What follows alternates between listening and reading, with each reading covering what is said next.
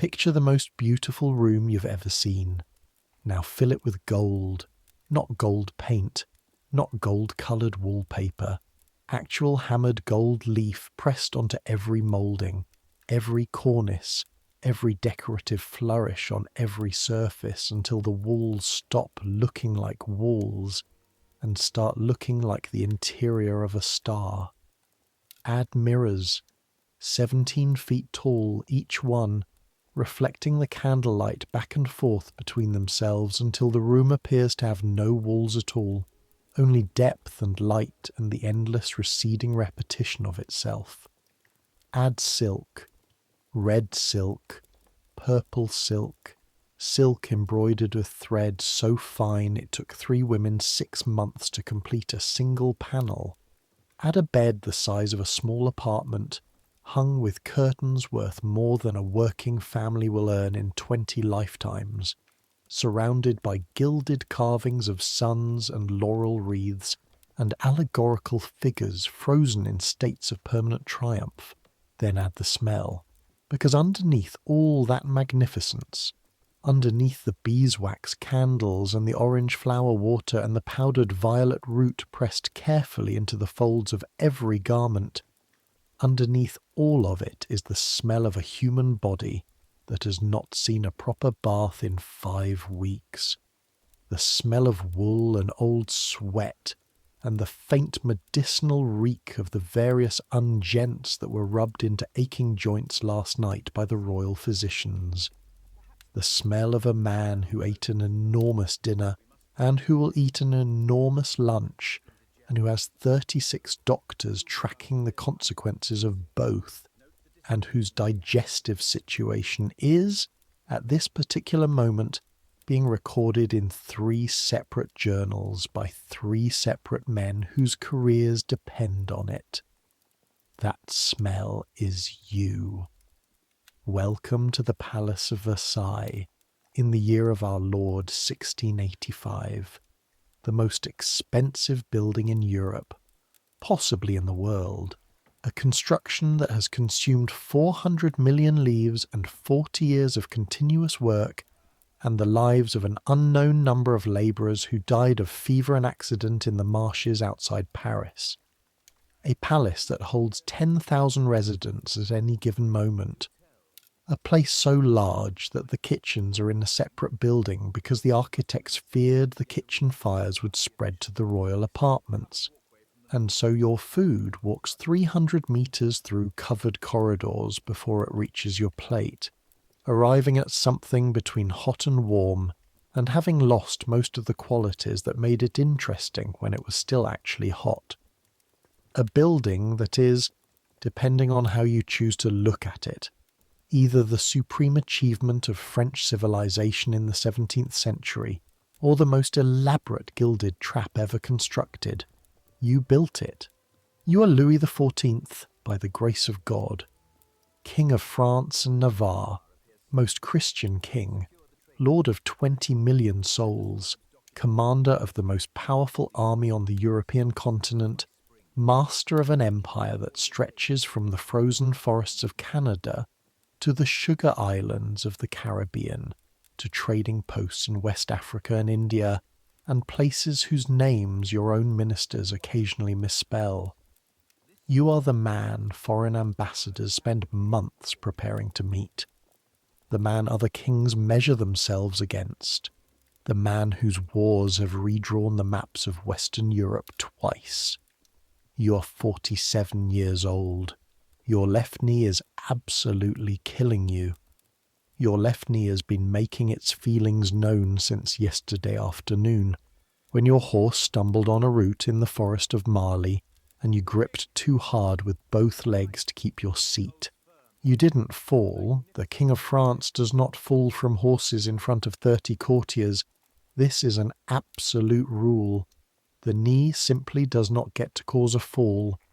But the joint has been building a grievance since then, and at 6:15 in the morning, in the darkness before the October sun rises over the gardens you designed, it is presenting that grievance in considerable detail. And this, more than anything else, is where your story begins today. Not with the gold, not with the mirrors, not with the absolute power of an anointed monarch over 20 million lives. With the knee. So I make these history stories, and if I'm honest, I have absolutely no idea whether you're listening to actually sleep or whether you're just one of those people who genuinely enjoys hearing about 17th century monarchs suffering through gout and medical examinations conducted in front of an audience of 20. And if the second thing, no judgment, genuinely, welcome to the channel. You are in good company. Subscribe if you want. Get comfortable. Here we go. You have been awake for perhaps 40 seconds before the first knock. Not on the door of the bedchamber itself, but on the outer door. The antechamber door. Soft steps follow. The trained practice steps of men who have rehearsed this approach over years, who know how to walk on marble in the small hours of the morning without making the kind of noise that would be considered unseemly. And then the inner handle turns, and the room, which has been dark except for the deep red of the overnight fire, fills with the thin light of a carried candle. The first valet de chambre is already standing. This is his entire job in this moment. To have been awake before you are fully awake, to be on his feet before your eyes are properly open. He sleeps in your room, not in your bed. Obviously not in your bed, there are protocols, there are entire books of protocols, but in a cot at the foot of the bed, near enough to hear any disturbance in the night, any sound that shouldn't be there. His name is Bontemps, Alexandre Bontemps. He has served as your first valet since 1658, which is 27 years now, which means he has been sleeping at the foot of your bed since you were 19 years old.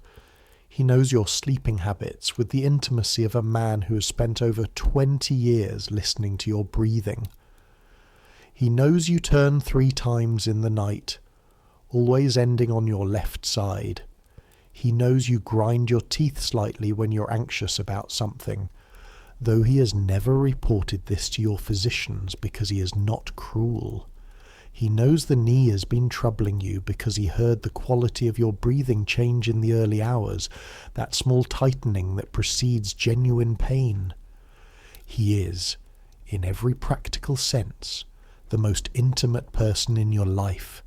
You have never once had a real conversation with him. Your Majesty. His voice is practiced to the pitch of a thing that wake without startling. He draws back the first curtain of the bed, just enough to let in a thread of candlelight. This is the signal. The day begins. You were 22 years old when Louis XIII died and you became king. That means you have been the King of France for 25 years. You have spent 25 years of mornings being woken by a specific knock and a specific voice, and the specific drawing back of a specific curtain, and the rhythm of it is so deep in your body that you're already moving, swinging your legs toward the edge of the mattress, before conscious thought has quite caught up with your limbs. The mattress groans slightly. It is magnificent. The down of geese raised specifically on royal lands, the linen of this precise weight and weave, the whole structure resting on a dais of gilded wood 6 inches above the floor, because even while sleeping a king is elevated above the ordinary level of things.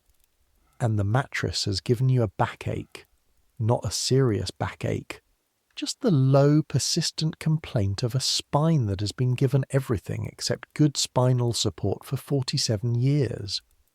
You perform your first inventory of the body. This is the genuine ritual, the one that matters, the private checklist that precedes all the ceremonial ones. Left knee, active grievance, not catastrophic, but noted. Right shoulder, stiff. The morning cold has settled into the joint you hurt in a riding accident 12 years ago, a fall you do not discuss, which means it appears in no official records, which means it effectively never happened. Teeth. a low persistent throb from the left upper jaw, where your physicians and their instruments have over the years rearranged the architectural landscape considerably. You have lost several teeth to their enthusiastic interventions. The consequences of those interventions include, among other things, the fact that soup occasionally finds its way into your nasal passage during consumption, which is a complication you have simply decided not to acknowledge. Gut. Complicated. Your physicians are obsessed with your gut. They record its activities in their journals with the same systematic dedication that your foreign minister applies to the movements of European armies. There are 4 physicians specifically assigned to the monitoring and notation of your bowel function. They take this seriously. This is their career. You choose not to think about this too often.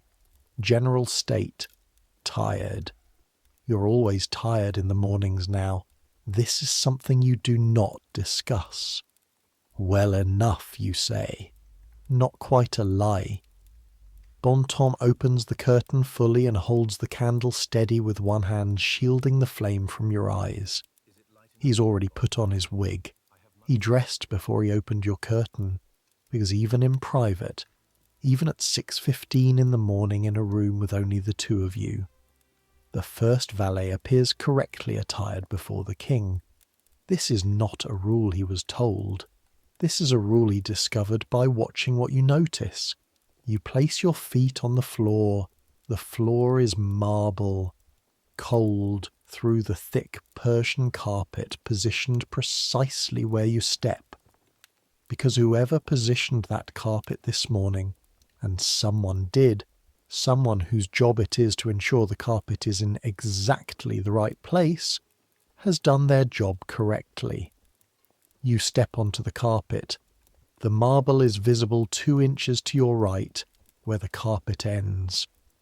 Marble, in October at 6 in the morning, feels exactly the way you would expect marble to feel. The carpet is a small mercy. You accept it. Bontemps holds out the dressing gown. Deep blue velvet, fur at collar and cuffs, heavy as armour, warm as a second skin. You have worn this specific gown every morning for 3 years. You know it by feel, by the way the weight settles on your shoulders, by the slight scratch of the fur trim against the back of your neck. It was made by craftsmen from Lyon, and it cost more than some of your minor nobles earn in a decade, but it keeps you warm, and the warmth matters when the alternative is standing in a marble palace in October without it. You put it on. And now, this is the important thing, so listen carefully. Now the door to the antechamber opens. The first entrance. Everyone who enters this room over the next 2 hours has been assigned to a specific moment of entry, a specific role within a protocol so elaborate and so precisely maintained that it has its own written manual. 17 pages. The manual exists. You have never read it. Bontemps has read it many times. The protocol existed before you formalized it, and it will exist after your death, modified perhaps, but recognizable. The wrong person entering at the wrong moment is not merely a social error at Versailles. It is a political catastrophe. There are men who have wept in the antechamber because they arrived 30 seconds late and missed their assigned moment of presence in this room. That moment, the access, the ability to stand in the king's bedchamber, while the king is still in a state of being transformed from man to monarch, is worth more than money. It is worth more than land. It is the closest thing to genuine political currency that most of these men will ever accumulate. Because this room, at this hour, is where France is governed. Not in any official sense, not in the way the council is where France is governed, but in the daily recalibration of favour and proximity that determines who matters and who is on the way to not mattering, and who is in ascent and who is quietly failing. This room is the engine. The watchers in this room read you the way sailors read weather. A glance sustained for 2 seconds instead of 1. A name mentioned or conspicuously not mentioned. A question about a man's family or the absence of such a question. These are the signals from which the entire political weather of Versailles is reconstructed, debated, disseminated, and acted upon before noon. So when the Duc de Beauvilliers enters, he is the first of the nobles to enter at this level of the ceremony, his rank and his specific assigned role placing him precisely here, precisely now. He is doing 2 things at once. He is performing a feudal duty that his family has been performing for generations, and he is collecting information. He is reading you, quickly, professionally, without apparent effort, in the way that a man does something he has spent years practicing. He is on one knee, holding your left slipper in both hands. Your slipper, red Spanish leather, made from a mould taken from your actual foot, fitted to your specific left foot with the precision of a craftsman who understands that there is exactly one person in France whose comfort this slipper must accommodate, and that person's comfort is a matter of consequence. You extend your left foot. He slides the slipper on. His hands are steady. He has done this hundreds of times, and the fear of doing it wrong has been replaced over years by the muscle memory of doing it correctly, which is its own kind of skill. Your right slipper is handed to you by the first gentleman of the bedchamber. You put this one on yourself. The protocol specifies this distinction. There is a reason for this distinction, codified in a document somewhere in the palace archives, and the reason has something to do with the precise hierarchy of who touches the royal person directly versus who provides the means of touching. The distinction has been maintained for decades without anyone explaining it. That is how protocol works at Versailles. It is maintained because it has been maintained, and questioning it is the kind of thing that marks a man as someone who doesn't understand how things work. You understand how things work. You stand. The room is filling now. Through the main doors and the side door, gentlemen of the chamber, officers of the household, noblemen who have earned their specific assigned roles through decades of service and manoeuvring, and the patient accumulation of royal favour. Perhaps 30 people already, and more coming.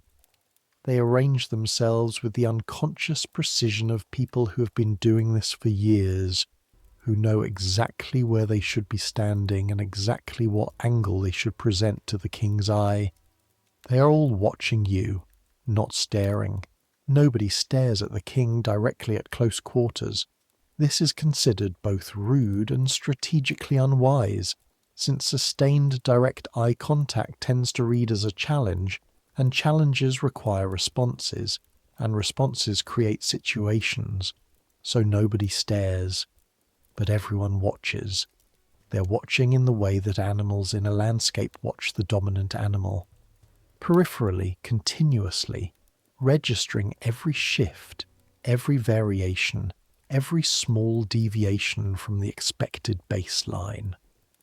Did the king's expression change when the Duc de Saint-Simon entered? He seemed, to some observers, to look up slightly more than usual. That could mean something. What does it mean? It is being discussed in low voices in 2 corners of the room right now, and by tonight the discussion will have propagated throughout the palace. It means nothing. You looked up because you heard a noise. But at Versailles, nothing means nothing. The shirt is next. The ceremony of the shirt has its own hierarchy within the hierarchy. The highest-ranking member of the blood royal present hands you your shirt.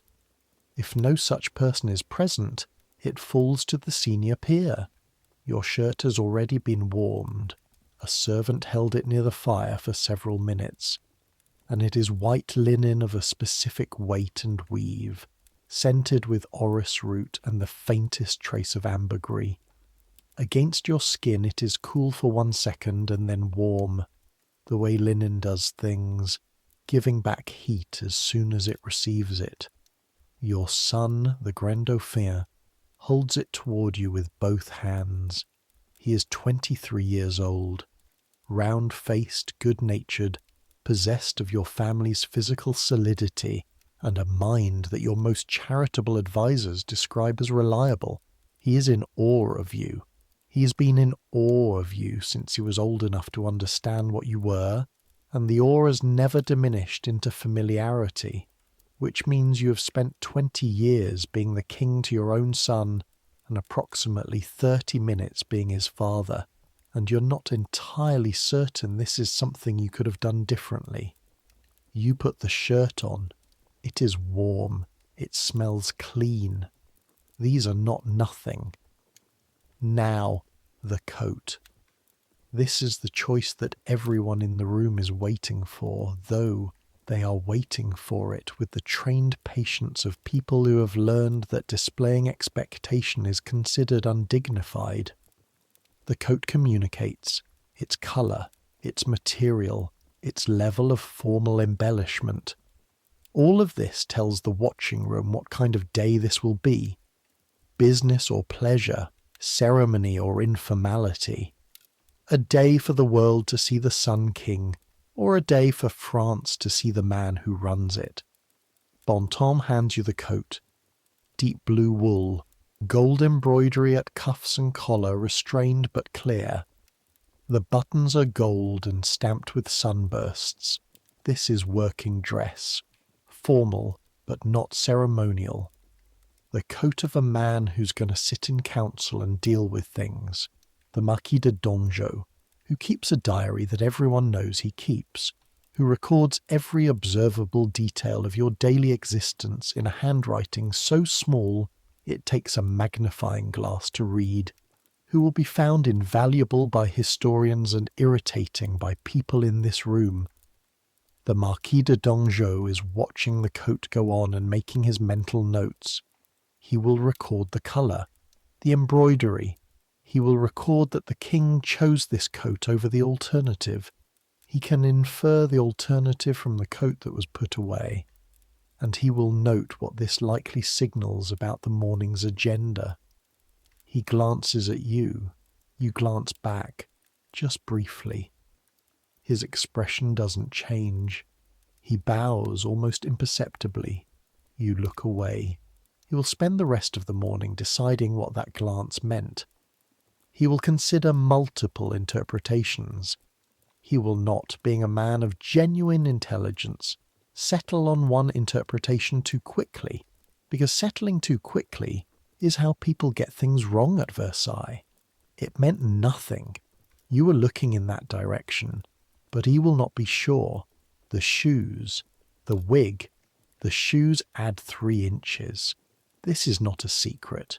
The entire court knows the shoes add 3 inches, the way they know the wig adds 8 more, and nobody discusses this because the king is whatever height the king appears to be, and appearing to be taller than you stand in your stockinged feet is simply one of the prerogatives of absolute monarchy. The heels have been higher in your younger years when the project of physical dominance felt more urgent. You're more comfortable now in your kingship than you were at 25, and the heels have moderated somewhat, but they are still there.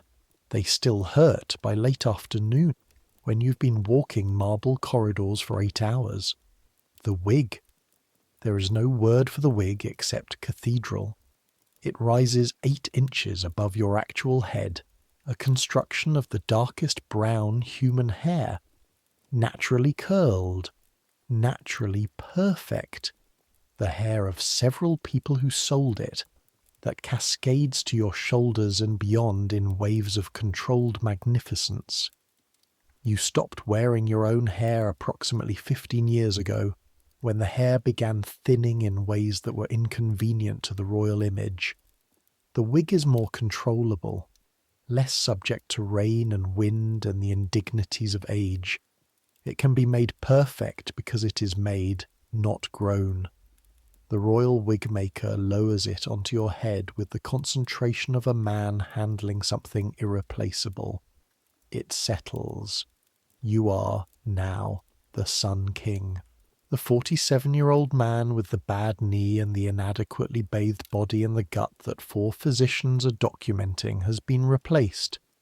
Through the alchemy of cloth and hair and the long practice of ceremony, with something more than a person, with a symbol, with France itself made visible and ambulatory, the room exhales, not audibly, but the quality of attention in it shifts. The watching settles from anticipation into something more like confirmation. The king is dressed. The day can begin. You walk. The procession forms around you in the way it always forms, in the way it has formed every morning for years, each person knowing their position in it with the certainty of long rehearsal. Chamberlains, guards, the first chaplain walking precisely 2 steps behind and to your left, a position encoded in the protocol manual that Bontemps has memorized. You walk through the Hall of Mirrors. The Hall of Mirrors, 357 mirrors, each 17 feet tall.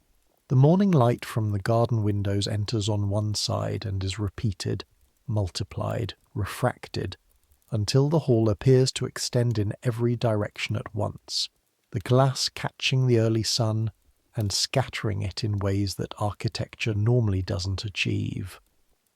In the full light of midday, this room is blinding.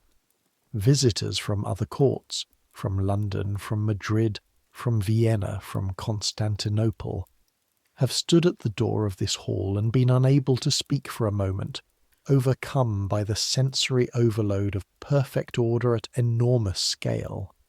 You have walked this hall so many times it has become furniture.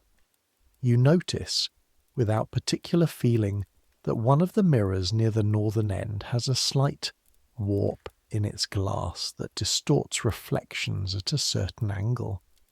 You have been meaning to have it replaced for 2 years. You notice that the floor was freshly waxed last night. You can smell the pine resin and feel the slight difference in traction under your heel. You notice that the light this morning is particularly clear, which means the sky outside is cloudless, which means the hunt this afternoon will be good. You walk. Courtiers scatter from your path with the smooth efficiency of people who've had years to practice not being in the way.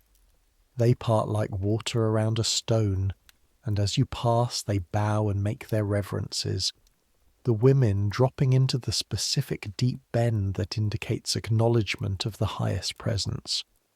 Some of them are very good at the reverence.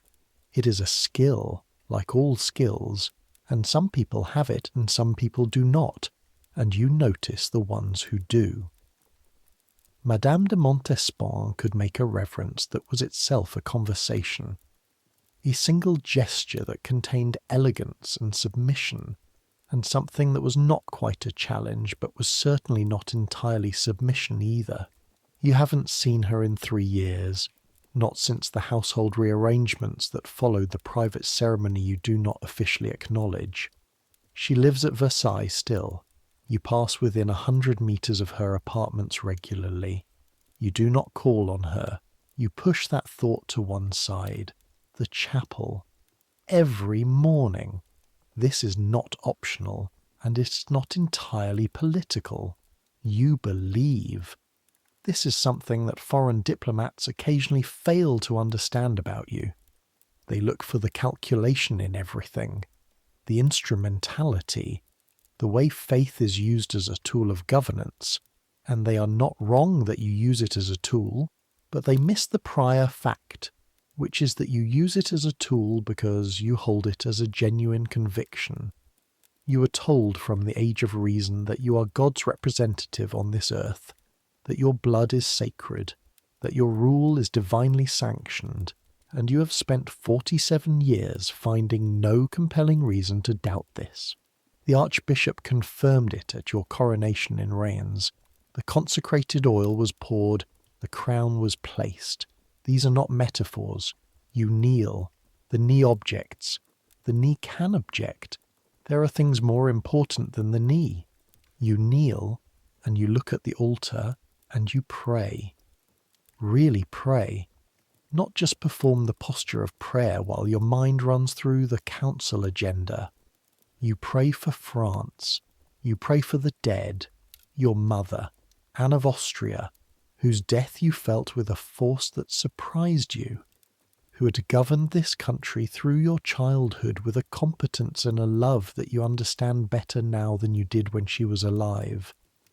You pray for your wife, Marie-Thérèse, dead 2 years now, who was virtuous and not particularly interesting, and who deserved better than a husband who was regularly elsewhere. And you mean this with more feeling than you expected. You pray, if you're entirely honest with yourself, for the knee. Mass takes 45 minutes. By the end of it, the light through the chapel windows has shifted from grey-blue to gold, and your knee has communicated that kneeling on a marble floor for 45 minutes was not its preferred activity. But you stand at the conclusion of the Eucharist with a smoothness that shows none of this, because the king stands as the king does everything without visible effort. Visible effort is for other people, the petit lever, the private breakfast, 12 people. At Versailles this is intimate. The food arrives from the kitchens through the covered walkway, in silver dishes carried by footmen in royal livery. The first thing that happens before you eat is the inspection. A gentleman tastes your food, every course. Before it reaches you, someone else has eaten some of it. This is not ceremony. It is a direct response to a genuine historical threat. The affair of the poisons, 5 years ago. The investigation that unravelled an underground network of poisoners and fortune-tellers and women, seeking to advance their positions at court through chemistry, and the names that emerged, the names that you chose in the end, not to pursue all the way to their logical conclusion, because pursuing them would have brought the inquiry too close to certain apartments in the palace. You do not think about this often, but the food taster is still here, and you are still careful. The gentleman tastes the soup, he tastes the bread. He is still alive, and so you eat. Soup first.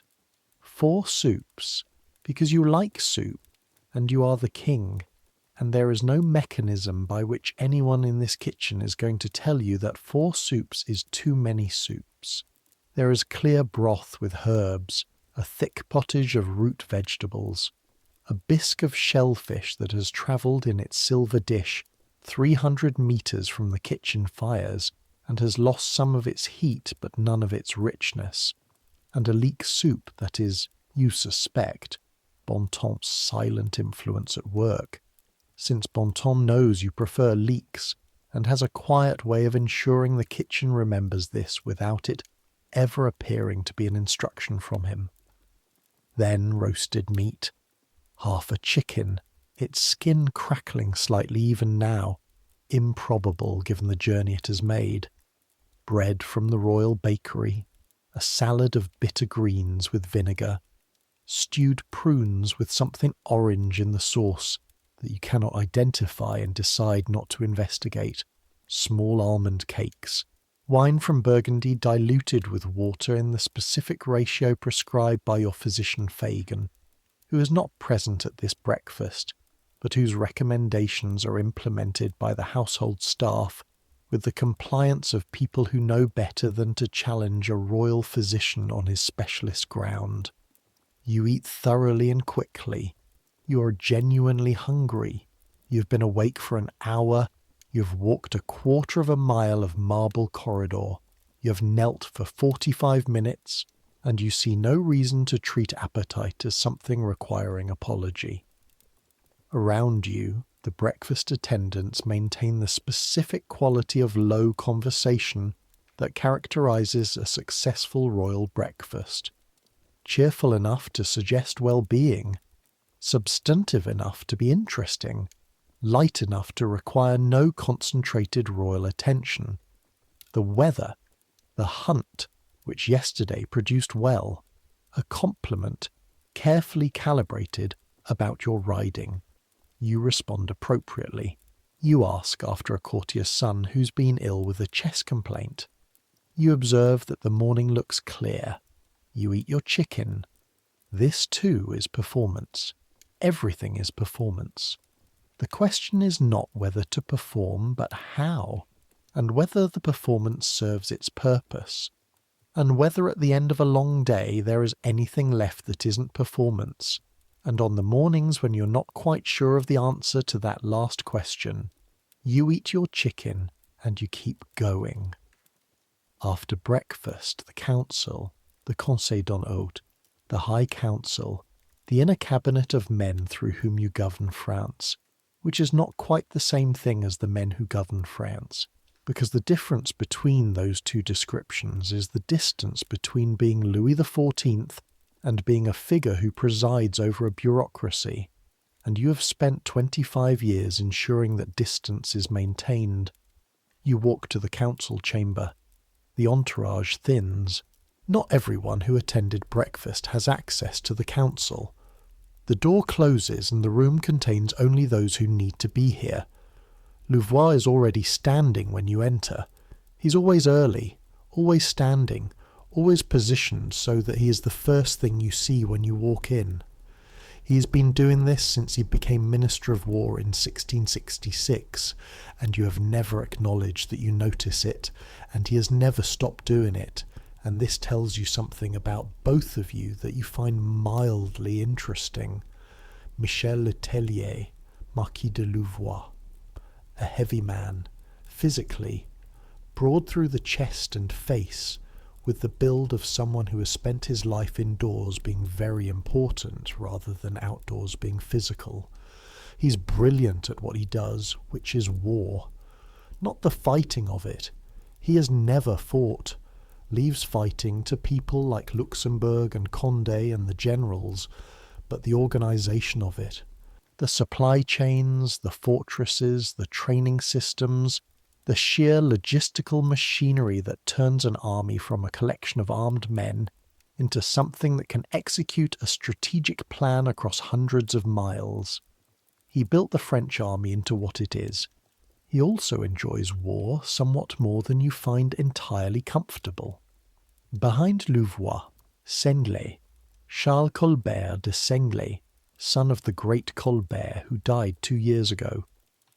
The son is competent, more than competent, but he is not his father, and both of you know it, and neither of you acknowledges it, because what would be the point? Colbert is dead. Senglet manages the navy and the economy with the diligence of a man aware of the inheritance he is maintaining. Croissy, your foreign minister, a man of 60 with the cultivated vagueness of someone who has spent decades ensuring he is underestimated. He clears his throat when he has something significant to say. He has been doing this for 20 years. You've never mentioned that you've noticed. They all bow when you enter. They do not sit until you sit. Gentlemen, you say, let us begin. The council. 2 hours of work that is the actual substance of kingship, the part that never appears in the portraits. The dispatches from the border commanders, the latest intelligence from Vienna and London and The Hague, the progress reports on the military campaigns in the Spanish Netherlands, the financial situation. Always the financial situation. The endless arithmetic of what France can sustain and what it cannot. The gap between the wars you want to fight and the money available to fight them. Louvois speaks first about the Palatinate. The Palatinate is a region on the eastern bank of the Rhine, and it matters to France for reasons that are partly legal. You have inheritance claims through your sister-in-law, Lieselotte, whose family are the electors, and partly strategic. because control of the Rhineland controls the approach to France's eastern border, and the eastern border is where trouble tends to come from when it comes. Louvois has maps, he has troop counts, he has a recommendation, which is, as Louvois' recommendations tend to be, a recommendation to apply significant force to the situation before the winter closes the campaign season. You listen. This is the thing they do not teach when they teach you kingship, the listening. The hours of listening to men explain the full implications of situations that can only be fully understood after months of correspondence and intelligence reports and diplomatic communications. You have read the relevant reports. You read everything. But there is always more information than there is time to fully absorb, and in that gap, in the space between what you know and what you need to know, your ministers live. They fill that gap with themselves, with their interpretations, with their preferred outcomes. Louvois wants a campaign. He always wants a campaign. He believes, with the sincerity of a man who has built his life around a conviction, that French security is best maintained through offensive action, through the preemption of threats before they become threats, through the demonstration of force as a deterrent to those who might otherwise test French resolve. He is not wrong. He is also not entirely right. The Emperor's health, you say, not looking up from the map spread on the council table. What do we know currently? This is the question that matters. Leopold I of Austria had been managing a difficult situation in Vienna. Ottoman pressure from the east, rebellions in Hungary, the question of the Spanish succession hanging over everything like a permanent cloud. A distracted emperor is an emperor not looking westward.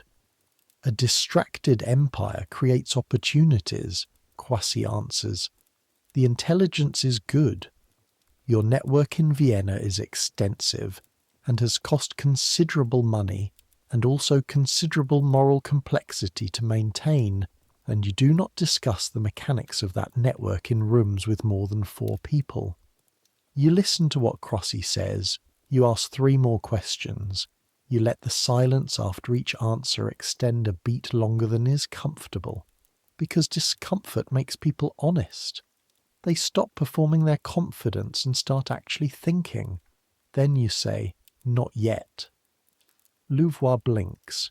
He had been assembling a structure of argument that was designed to receive a yes. The Palatinate question can wait for spring, you say. Ooh, we will revisit it in February with a full review of the Habsburg position. What else? A silence. A recalibration of the room. Louvois writes something in his notebook, very precisely, in the script he uses when he is recording something he intends to raise again. You know this script. You know what it means. Let him raise it again. You will make the same decision in February if the same decision is correct, and a different one if different information suggests a different decision. This is governing. This is what it looks like from the inside. Seignelay speaks next. The finances. Always the finances. The wars of the previous decade have been expensive. Not ruinously. Colbert built an economic machinery that can sustain considerable expense. But the machinery has limits, and those limits must be continuously monitored. What France can afford is not a fixed quantity. It fluctuates with the harvest, with trade conditions, with the silver supply from the colonies, with the efficiency of tax collection in the various regions, some of which collect well, and some of which collect with the particular creativity of regions that have been collecting badly for long enough that they have developed rationalizations for it. Colbert's great work was making France productive enough to finance French ambitions. It is an achievement that outlasted him. But Seignelay numbers this morning are not comfortable. The war loans need servicing. The building at Versailles is still not complete, and the fountains project alone. The attempt to channel enough water from the Seine to supply all 1,200 of the palace's water features simultaneously has consumed resources that would have funded 2 cavalry regiments. You listen to the numbers. You understand numbers well enough to ask the questions that reveal whether the situation is what it appears to be, or whether there is something being elided. There is always something being elided. Not dishonestly. These are not men who lie to you, but selectively. They all have priorities, and the numbers they present reflect those priorities. The Protestant communities, Seignelay says at one point carefully, the commercial networks, the textile trades in Languedoc and in Normandy, the banking connections in Lyon, these are significant contributors to the economic picture. He does not say more than this. He knows you hear what he is not saying. And then, at the far end of the table, Croissy clears his throat. The room goes very still. Not physically still. These are trained men. None of them permit physical reactions to show, but the quality of attention shifts. Croissy only uses the throat clearing for significant things. Your Majesty, he says, the matter of the Huguenots. This is the subject, the one that has been building for years, the one that everyone at the table knows is approaching a decision point, and that everyone has been carefully not quite raising, in the way that people carefully do not quite raise the thing they most need to raise because the consequences of raising it are so large that raising it feels dangerous. The Edict of Nantes. Your grandfather Henry IV signed it in 1598, the year of his conversion from the Protestantism he had been raised in to the Catholicism that France required of its king. A pragmatic man, Henry IV. He had watched France destroy itself in 30 years of religious civil war, the Huguenots and the Catholics tearing the country apart with a persistence and creativity that left hundreds of thousands dead, and he had decided that peace was more valuable than doctrinal purity. The edict gave the Protestant minority legal protection, the right to worship, the right to hold office, the right to exist in France as something other than heretics awaiting the corrective attention of the Church. He made peace, your grandfather, at a cost. You've spent 15 years gradually withdrawing the things the edict permitted through mechanisms that were technically not violations of its text. The dragonnades, soldiers billeted in Protestant households as an administrative necessity, the army needing accommodation, nothing more. And if that accommodation created considerable discomfort and material loss, and a strong incentive toward conversion, well, that was between the Protestants and their God. The closure of Protestant schools, the prohibition of Protestant worship in specific localities, the steady administrative suffocation of the community. It has worked. Hundreds of thousands have converted. The Reformed community in France is smaller, more frightened, more concentrated in specific regions than it was when you came to power. But it still exists. And your confessor, Father Lachaise, a man whose advice you value more than he probably knows, has been increasingly clear about what he believes theological duty requires. And Maintenon, whose faith is genuine and serious in a way that makes your own faith feel sometimes like a habit and sometimes like a conviction, has been clear in the way she is clear, which is never by saying the thing directly, but by creating around the question an atmosphere in which the answer becomes obvious. France must be one faith, one king, one church, one God. This is the proper order of a Christian monarchy. A king who tolerates heresy within his borders maintains a divided household, and a divided household is a weak one, and weakness is something that the most Christian king cannot afford and cannot sanction, and cannot ultimately allow. You believe this, not in the way that Louvois believes in preemptive military force, instrumentally, strategically as a policy preference, but in the way you believe in the sacredness of your coronation, which is to say completely and without reservation, and with the certainty of someone for whom it has never seriously occurred to consider the alternative. And yet, let us discuss it, you say. What follows is an hour of argument that is dense and procedural, and circles back on itself in the way that all discussions circle back, when the decision has already been made but the decision-maker is not yet ready to say so.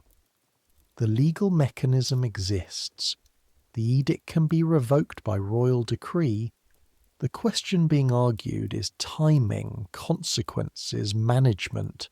Seignelay raises the economic argument, not in terms of Protestant rights. Nobody raises it in those terms. Those are not the terms in which this kind of question is discussed at this council table. But in terms of what the reformed community contributes to French manufacturing and trade, and what happens to that contribution if the community leaves, because some of them will leave, this is known. The Huguenots have been building networks of emigration for years, anticipating exactly this. They will go to England, to Prussia, to the Dutch Republic, to the English colonies in America, and they will take their skills with them. Croissy raises the diplomatic angle. The Protestant powers of Europe, England under James, who is Catholic himself, but rules a Protestant country, the Dutch Republic, Brandenburg, Sweden will react. There will be protests. There may be consequences. Louvois raises, with characteristic directness, the fact that France has the strongest army in Europe, and the diplomatic consequences are therefore manageable. You listen to all of it. Then you say, give me until the end of the month. It is not a yes. It is not a no. But everyone in this room has been watching you long enough to know which way it points. The slight shift that goes around the table, not a physical movement, just a change in the quality of how people are holding themselves, is the collective acknowledgement of something large coming. In your own chest there is the specific weight of a decision that cannot be unmade. The edict was signed by a king. It will be revoked by a king, and the consequences will outlast you, and outlast your son, and outlast his children, and ripple forward through decades that you will not live to see. You know this. You still believe it is the right thing to do. These two facts coexist in you without resolving. This is what governing feels like from the inside. Not certainty, not the clear light of obvious rectitude that the portraits suggest. Just the weight of a decision that must be made by you, with the information you have and the judgment you've developed and the faith you hold and then lived with. The council ends. You walk from the room into the corridor, and behind you the ministers begin speaking to each other in the tones of people adjusting to a new political reality, and you walk toward the stables, because it is nearly noon, and the horses are waiting and the forest is outside, and for 2 hours at least you will be somewhere that is not a gilded room full of people reading your face. The stables at Versailles are their own world. The Grande Écurie, the great stables, is a building that would be the grandest structure in any ordinary European city. It houses 600 horses. The stalls are arranged around a courtyard paved with stone, and the smell, warm hay and horses and the specific clean sweetness of well-kept animals, hits you when you enter, and is, you realize, one of the few smells in your entire daily life that you genuinely enjoy without complication. Your horse today is monarchy, grey, 16 hands. built with the breadth of a warhorse and the temperament of a horse who has been trained since birth for this specific purpose. He knows you. He adjusts his gait automatically to your body. When you are tense, and you're always somewhat tense, you have been tense since approximately the age of 12. He carries you with a slight additional steadiness, as though compensating. This is not training. This is intelligence. You mount. The knee objects. The knee does not get to object to this. You are on the horse. The hunting party forms around you. 25 riders, huntsmen with their horns, the hounds in their leashes filling the courtyard with their specific excited noise. And the gates open. You ride out of Versailles. The moment you clear the gate, the air changes. It is the simplest thing, the most irreducible thing, and you have never found language adequate to it. Inside Versailles, however large the rooms, however high the ceilings, however much air moves through the hall of mirrors when the doors are open, there's always the quality of interior, the smell of fires and people, the particular weight of a constructed space, designed and maintained and constantly occupied. Outside the air is October, cold, thin, carrying fallen leaves and damp earth, and the sharpness of a morning that has not yet warmed to its full afternoon temperature. The sky above the gardens is the blue of deep water, entirely clear, the sun at a low autumn angle that turns the clipped hedges of the parterres gold along their upper edges and throws long shadows westward from the statues. You ride through the formal gardens first, past the fountain basins, still and reflecting the sky, not yet turned on at this hour.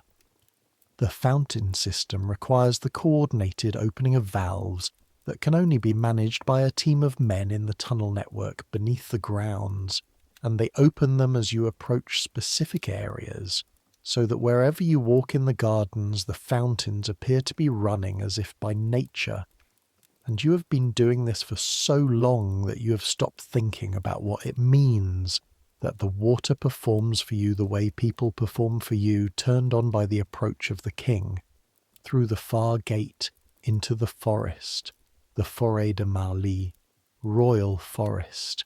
These trees are not designed. You cannot design 300-year-old oaks, cannot instruct an oak of this age and girth to place its roots in this particular location, cannot control the particular way the branches of two enormous trees have grown toward each other over a century and now form an arch above a certain path that catches afternoon light in a specific way. This is the one thing at Versailles you did not design. The trees were here before you. They will be here after. You ride under them and feel for the first time today something approximately like private, not private in any literal sense. There are 25 riders behind you and 2 huntsmen ahead and dogs in every direction, but private in the sense that nobody here is reading your face for political information. Or they are. They always are. But the reading has a different quality out here. Something more like genuine attention to an actual person rather than to a symbol being interpreted. The Duc de Bourbon pulls alongside you within the first half-mile. You have been waiting for this. He's been waiting for the opportunity since the morning lever. The morning was productive, sire. He's 25 years old, and has your family's high forehead and the watchful eyes of a man who was born ambitious in a court where ambition has to be very carefully managed. Well enough. You keep your eyes on the path ahead, where the trees are thickening and the cold is intensifying slightly in the shade. I hope to speak to your Majesty about the matter of the eastern posting for the regiment. Not today, Bourbon. He falls back. This too is the hunt. The petitioners who find new angles to approach the same requests. The careful management of them. The calibrated ratio of acknowledgement to deferral that keeps people close without giving them too much.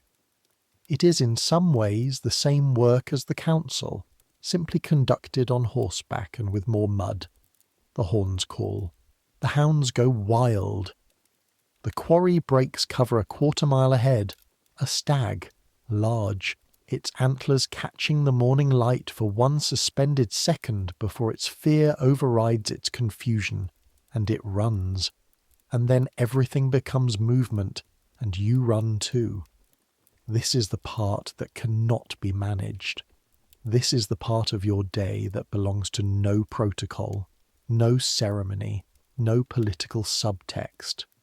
You are on a horse moving at 30 miles an hour through a forest, and your body knows this, responds to it with a clarity that cuts through the morning's accumulated weight of performance. And the knee, astonishingly, stops mattering. The knee is there, somewhere behind the motion and the cold air and the specific joy of genuine speed. But it is no longer the loudest thing. You ride. Monarch moves through the forest with the confidence of an animal who has done this many times, who knows the terrain, who adjusts his stride automatically for the grade and the footing. You barely steer. You lean into the turns and let him find the line.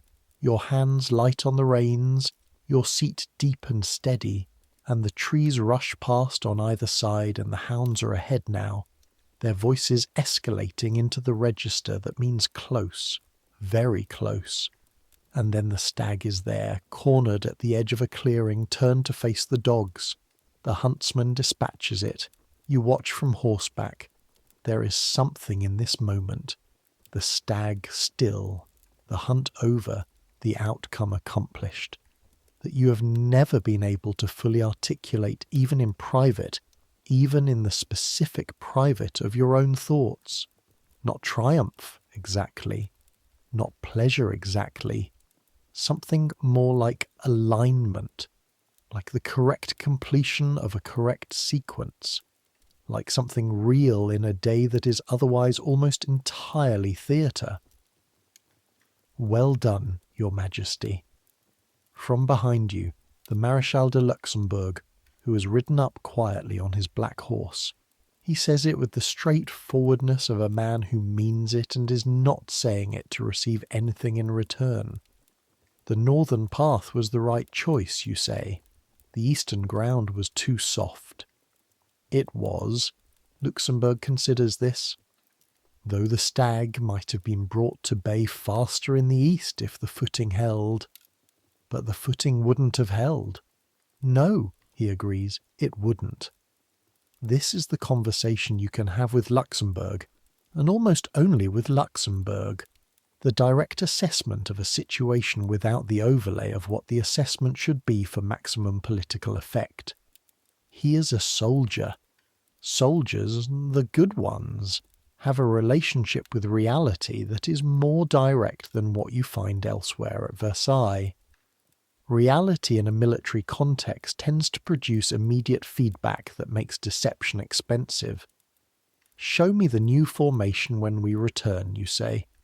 The cavalry disposition you mentioned last week. His face does something slight and involuntary. The pleasure of a man who's been asked for the thing he actually has. Yes, sire, I have the drawings. You ride back through the forest, slower now, the horse is settling. The cold air has found every gap in your clothing. The cold has a persistence that the warmth of the palace keeps you from properly recalling during the morning hours. But it is a genuine cold, an outdoor cold, the kind that belongs to actual weather rather than the managed climate of constructed rooms. You breathe it deliberately. Versailles appears through the last trees. The long facade, the windows in their rows, the central pavilion with its gilded dome catching noon light. From this distance, through a gap in the oaks, it looks like an engraving of itself. Perfect. Slightly unreal, as though someone designed it specifically to be seen from exactly this angle, at exactly this time of morning, the light falling just so, the proportions just so. Someone did design it to be seen from exactly this angle.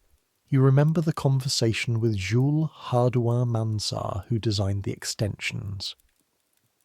The south garden approach, Mansart had said, sketching, will provide a view in which the entire facade presents itself in a single frame. He was right. He was right about nearly everything. You miss working with him on the building projects, which are mostly complete now. The building is done, more or less, give or take the water supply problem and certain internal decoration details. And you realise, riding toward it, that some of the pleasure of those years was the genuine collaboration, the conversations about how stone could be made to do specific things, the purely aesthetic problem of making something beautiful on an enormous scale. You ride in through the gate, the stablemen take the horses, you walk, the procession reforms around you, back into the palace, the grand couvert, lunch eaten in public. For foreign visitors, this is consistently the thing about Versailles that defies expectation most completely. The King of France eats his midday meal in public, in front of an audience, not the intimate audience of the lever, the selected nobles and officials, but a genuine public. Courtiers, petitioners, visitors who have obtained the appropriate passes, occasionally people from entirely outside the aristocracy who have found their way into the viewing position through the complicated system of passes and connections that governs access to different areas of the palace. They come to watch the king eat, and the king eats. You enter the dining room and the watching crowd, arranged along the walls, standing, having arrived early to secure positions, does the thing it always does. It reorganizes itself, slightly, subtly, people shifting to get better angles to ensure they are in the king's line of sight, to make sure that if the king chooses to glance in their direction, they will be seen. You sit. The first footman removes the cover from the first dish. The inspection. A gentleman of the household checks the soup before it reaches you. His face is professionally neutral. He has been doing this for years. He has never been poisoned. You have never been poisoned. This ceremony has never failed to feel necessary. Today, soup first, clear broth, and then the thicker vegetable version. Roasted duck, its skin crackling in a way that suggests someone in the kitchen has done something clever with the heat. Bread. A dish of braised vegetables in what smells like wine and something aromatic. A cheese from Normandy wrapped in cloth that has darkened with age. Fruit tart. The pastry so thin that the light passes through it. Wine from the Loire not diluted, because lunch is not a medical occasion in the way that breakfast is. You eat. Around you the room does its watching work. In the centre of the crowd, you note this, file it, make no visible response. There is a cluster of people whose arrangement suggests they arrive together and are from somewhere outside the regular court. Provincial visitors, probably. Possibly foreign visitors. One of them, a man of perhaps 40 in clothes that are respectable but not fashionable, is watching you eat with an expression that is not the usual mix of reverence and fascination. He is watching you eat and he is calculating something, not planning anything, not in a threatening way. You have become, over 47 years, extremely good at reading the difference between someone calculating something and someone contemplating something dangerous. And this man is not dangerous. But he is assessing. He is comparing what he sees to something he already knows. You consider this for the duration of eating one piece of duck. He is probably comparing the quantity of food in front of you to the news that came in last month's reports. The harvest shortfall in Brittany. The grain reserves that are lower than they should be. The reports from the western regions about the price of bread and what that price means for families who earn what Western region families earn. He is probably a merchant or a minor official, or perhaps a man who has come to Versailles from a region you govern but will never visit, and he has seen the king eat lunch, and he is doing the arithmetic. You continue eating. The arithmetic is not wrong. You are aware of the arithmetic. You have ministers whose entire function is to make you aware of the arithmetic. The grain reserve situation has been discussed in 3 council sessions in the past 2 months. You have given Sengele specific instructions about emergency procurement. You have issued a directive about the price of bread in markets within 20 leagues of Paris. These things are being done. They may not be enough. Governing a country of 20 million people means accepting continuously that some of what you do is not enough, and doing it anyway, and making the next decision and the next one, and hoping that the accumulation of decisions, the accumulated intention toward the good of France, constitutes something that outweighs the individual failures. You eat your fruit tart. The man in the crowd is gone when you look again. Perhaps he found what he came to see, perhaps not. After the grand couvert, the afternoon audience, this is the most direct thing you do, the most unceremonial in its nature, however ceremonial in its form. People come before you individually and tell you what they need, and you decide. A woman first, widow of a soldier, killed 2 campaigns ago in Flanders. She's perhaps 35, dressed in the best black she owns, which is not very fine, and she stands before you with the specific posture of someone who has rehearsed this moment many times and is now terrified of forgetting what they rehearsed. Your Majesty, my husband served in, I have 3 children. You listen. She gets through it. The request, a pension. The minimum required to keep her family from the specific edge she's balanced on. Half pension, you say to the secretary at your right who writes it down. To the woman, it'll be arranged through the Office of Military Widows. You will receive the first payment within 30 days. Her face does something complicated. Relief primarily, but also something else. Something like surprise, as though she had prepared for a longer fight, for more barriers, for the thing that she had perhaps been told to expect when approaching the King of France with a direct request. Your Majesty is very next, the judge from Lyon. A jurisdictional dispute. This one requires actual thought. French law in 1685 is not one body of law. It is 100 bodies of law, Roman law, and canon law, and customary law, and royal ordinances all overlapping in ways that even the most experienced legal minds navigate carefully. You listen to the judge. You ask 2 precise questions. You instruct him to bring the matter to the Conseil des Parties, which is the correct mechanism and which the judge clearly hoped you might bypass.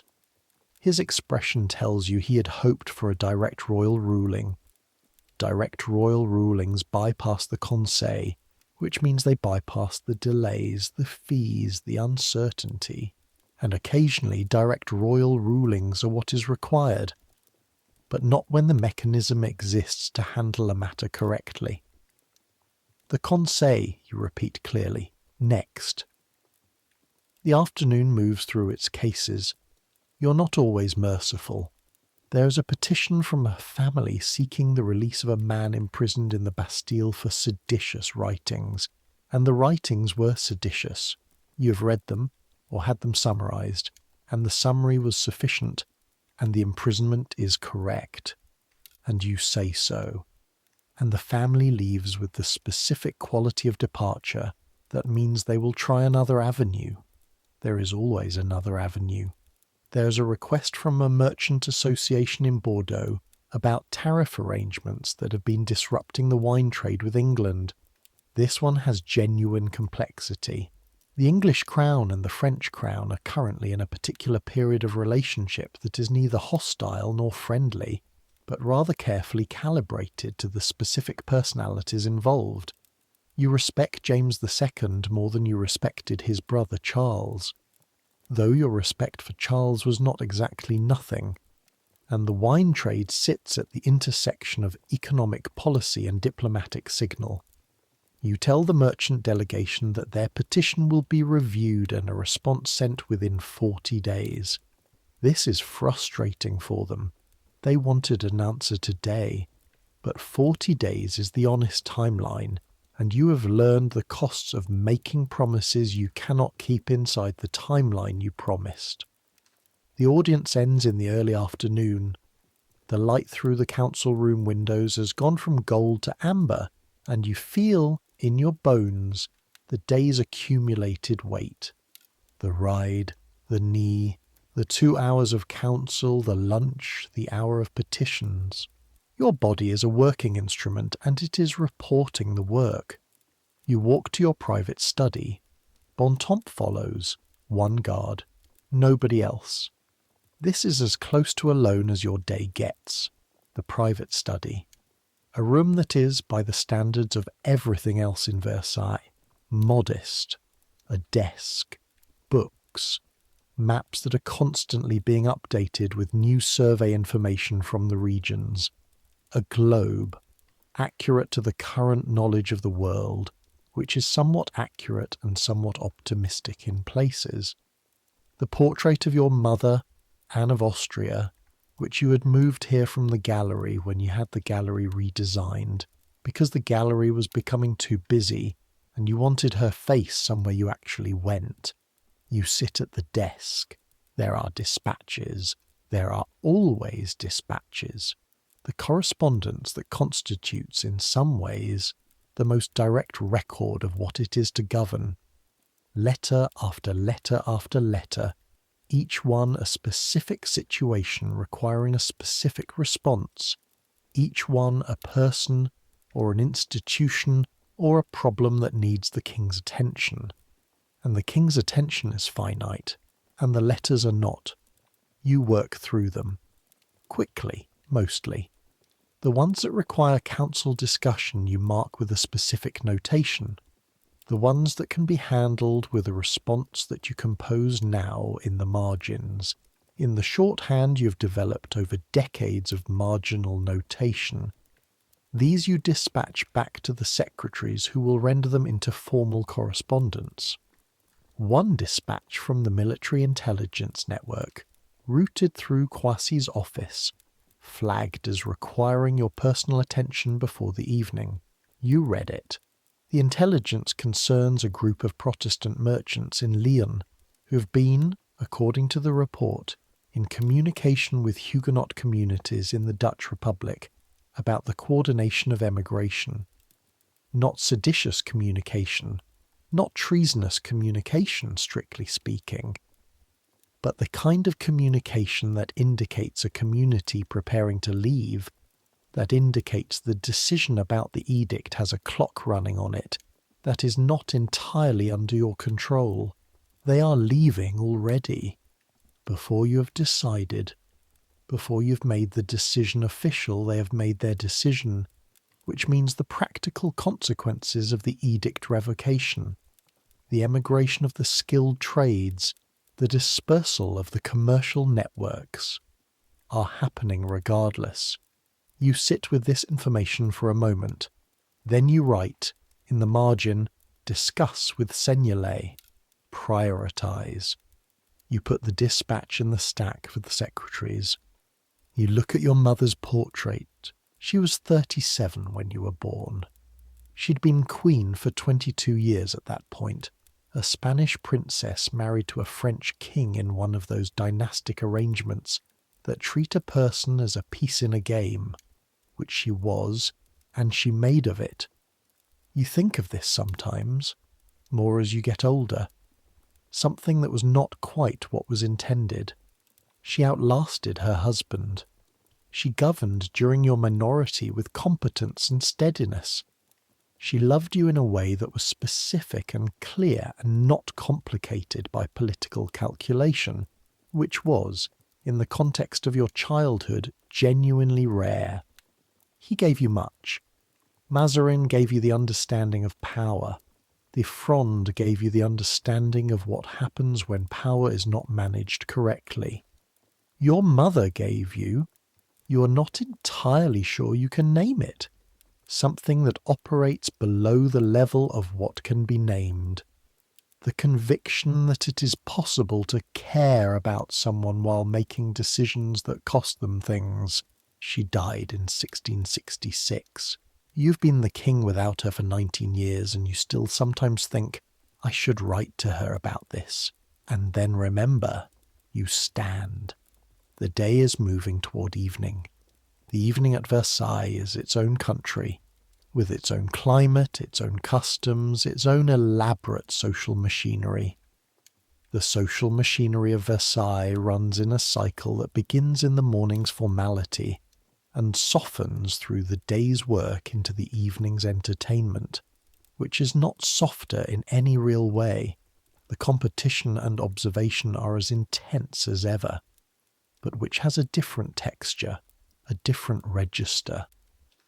Tonight is theatre, Molière's Tartuffe. His company performs it regularly. The playwright himself has been dead for 12 years, but his actors carry the work forward with the intensity of people who know they are performing something that matters. The play itself, a comedy about a religious hypocrite who insinuates himself into a bourgeois household and nearly destroys it, has a history with you. When Molière first presented it, the Archbishop of Paris organised a campaign against it, finding its portrait of false piety insufficiently respectful of genuine piety. For 3 years you navigated the objections while letting the play be performed privately, until the political ground was clear enough for public performance. You prevailed. You usually prevail. The theatre is full when you enter the royal box, the full population of the Versailles court, plus guests, plus the specific mix of aristocrats and officials and cultural figures that constitutes a Versailles audience for a major performance. They rise when you enter. They bow. They sit when you sit. You look at the stage. You look at the audience. You look at the stage again. You always do both. The audience is as interesting as the play, sometimes more. The seating is a map. Who sits near whom? Who has shifted since last week? Who is avoiding whom with the particular care of someone who was last week's close companion and this week's political liability? The Duc de Beauvilliers and the Duc de Chevreuse, heads slightly inclined toward each other, in the posture of people sharing something not for general hearing.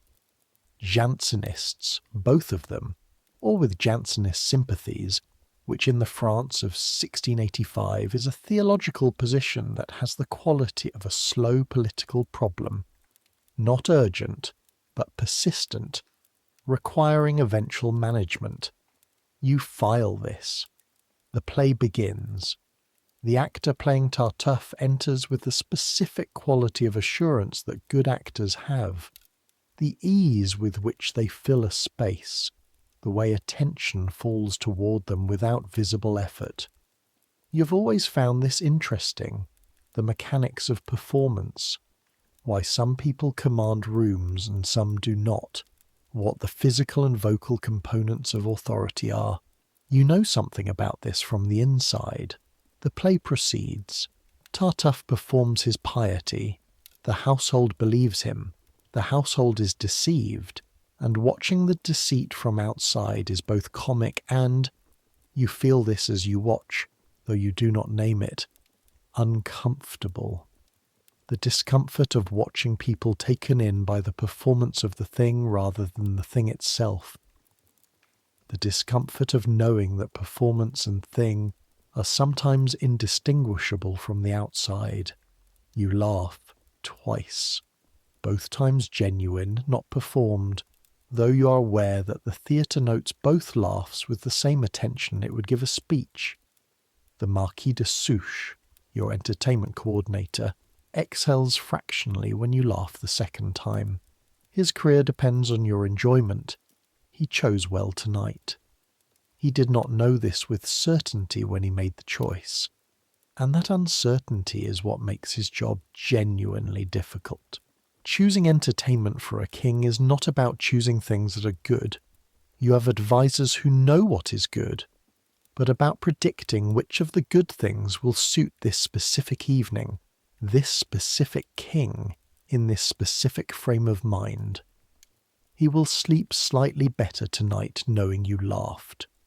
After Tough, dancing, the younger members of the court take the floor, your grandchildren, several of them, and the children of the great houses who've been trained since they could walk in the same discipline you were trained in, and the professional dancers from the Académie Royale de Danse that you founded in 1661, 4 years into your reign, because you believed then and believe now that the standardization and development of formal dance is a legitimate concern of the royal government.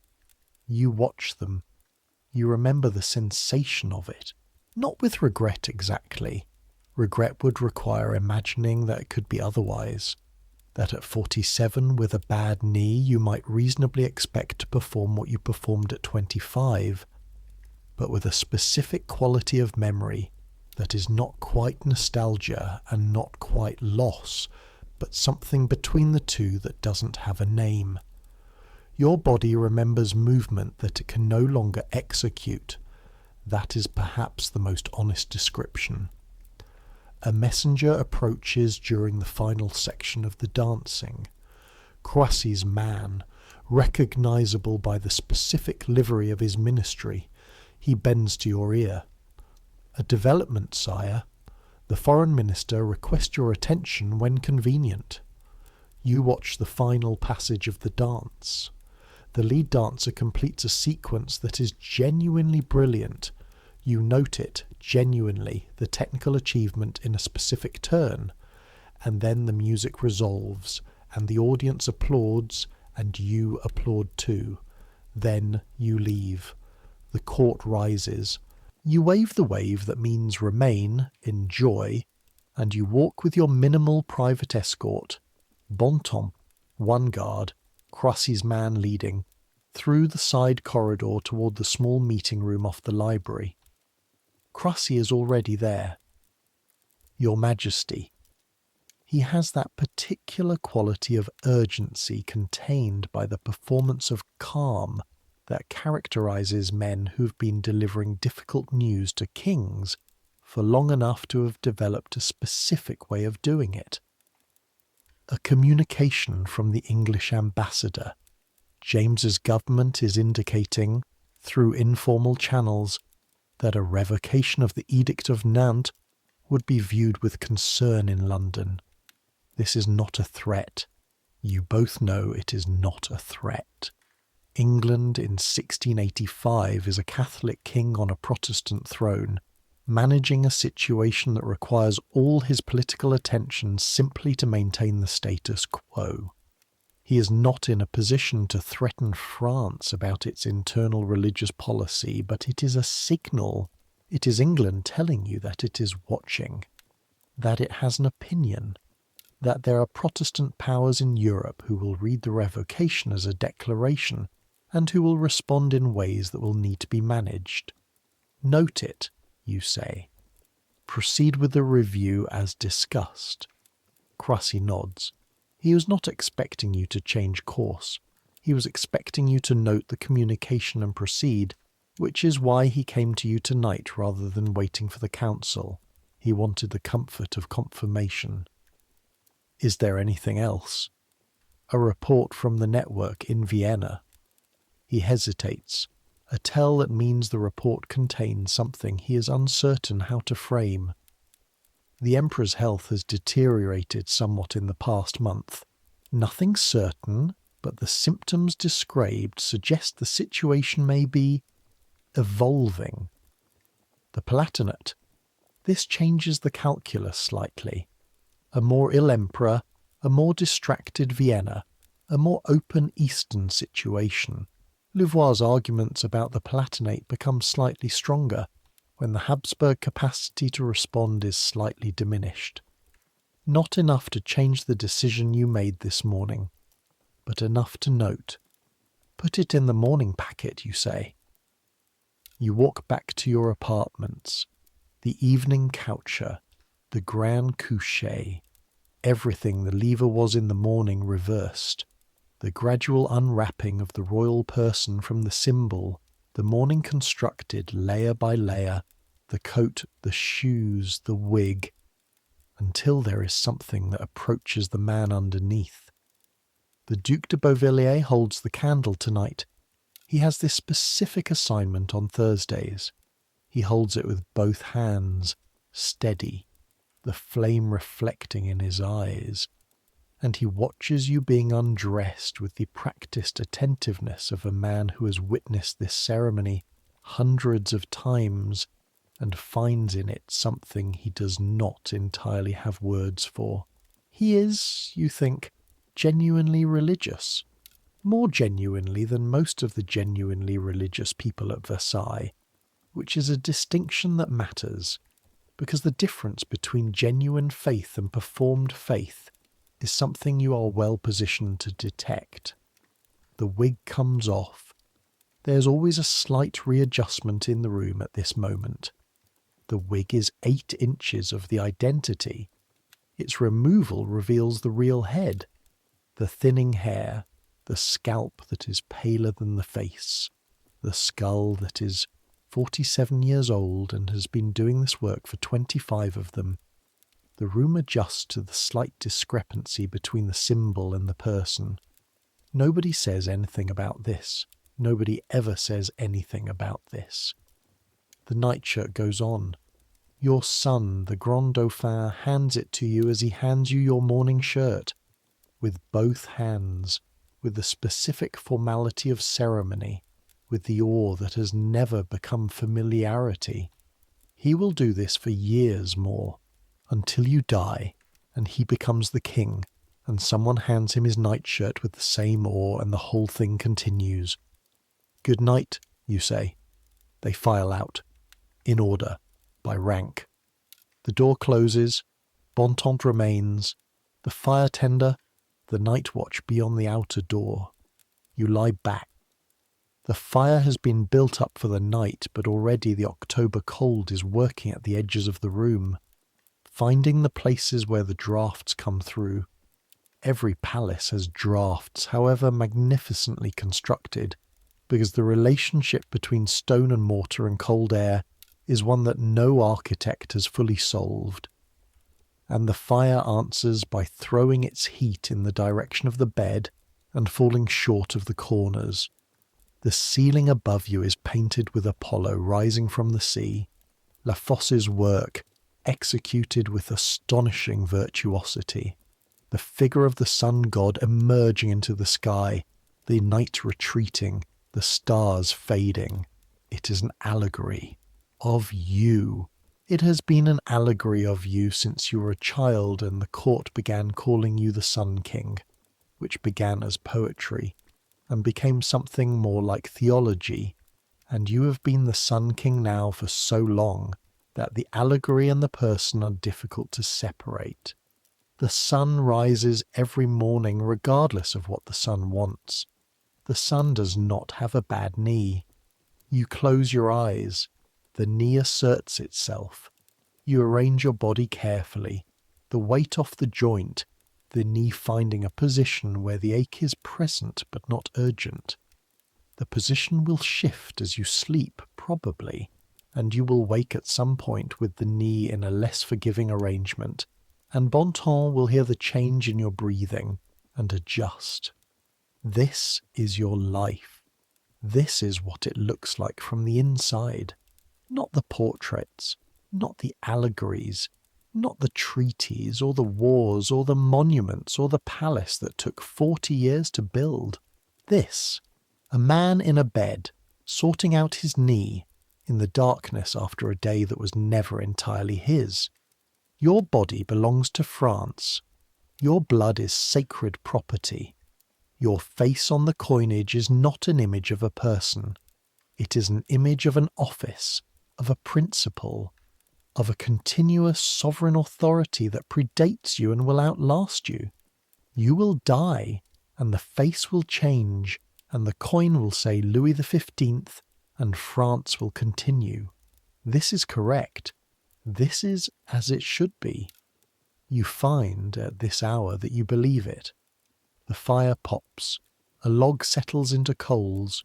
You think about Maintenon, Françoise de Maintenon, your wife, technically, secretly, in a marriage performed in 1683 by the Archbishop of Paris and witnessed by exactly 2 people and never publicly acknowledged.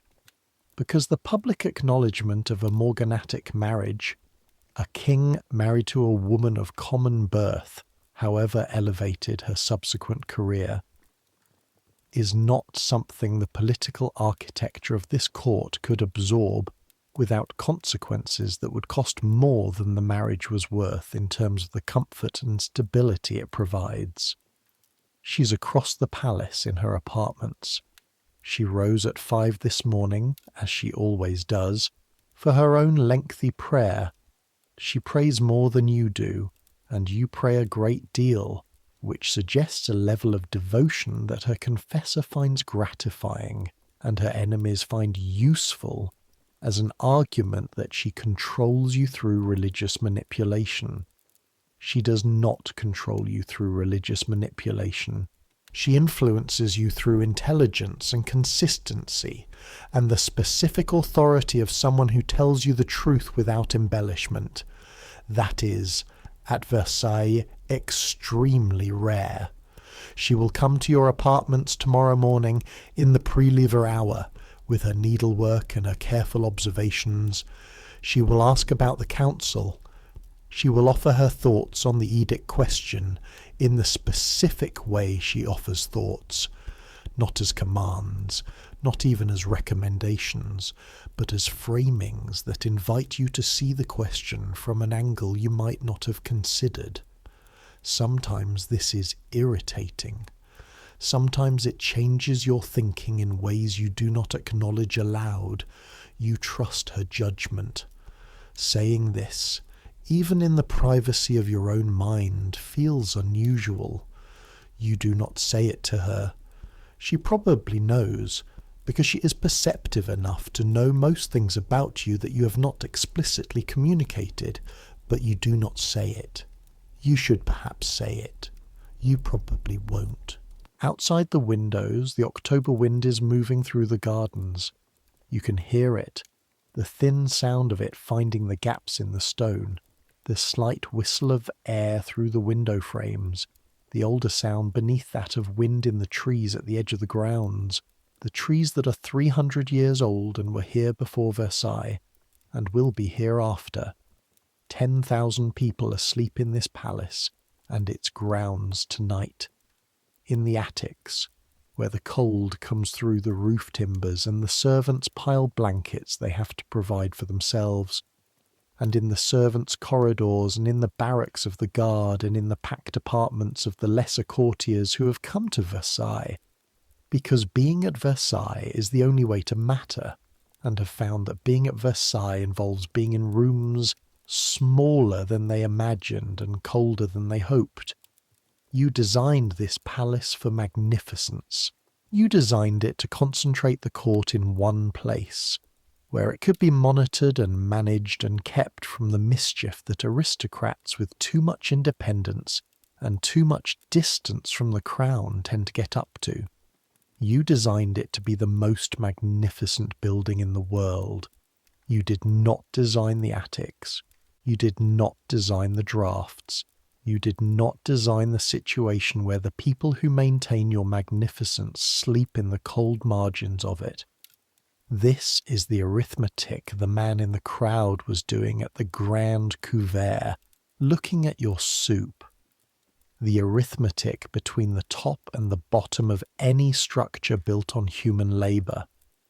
the arithmetic that your philosophers of governance have various ways of framing. The theologians say it is the natural order, the common good served by the maintenance of hierarchy. The practical men say it is simply the way things are and have always been.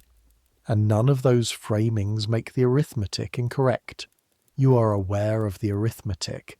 You believe nonetheless that what you have built serves France, that France is stronger, safer, more prosperous, more culturally vigorous than it would be under a different arrangement of things. You believe this not only because it justifies your position, but because the evidence, as you have observed it over 47 years, supports it. The wars you have fought were costly. Some were too costly. The one against the Dutch Republic left marks that have not healed. Economically, diplomatically, in the way the Dutch themselves now view France, with a wariness that functions as a permanent low-grade hostility that finds new expressions as the years pass.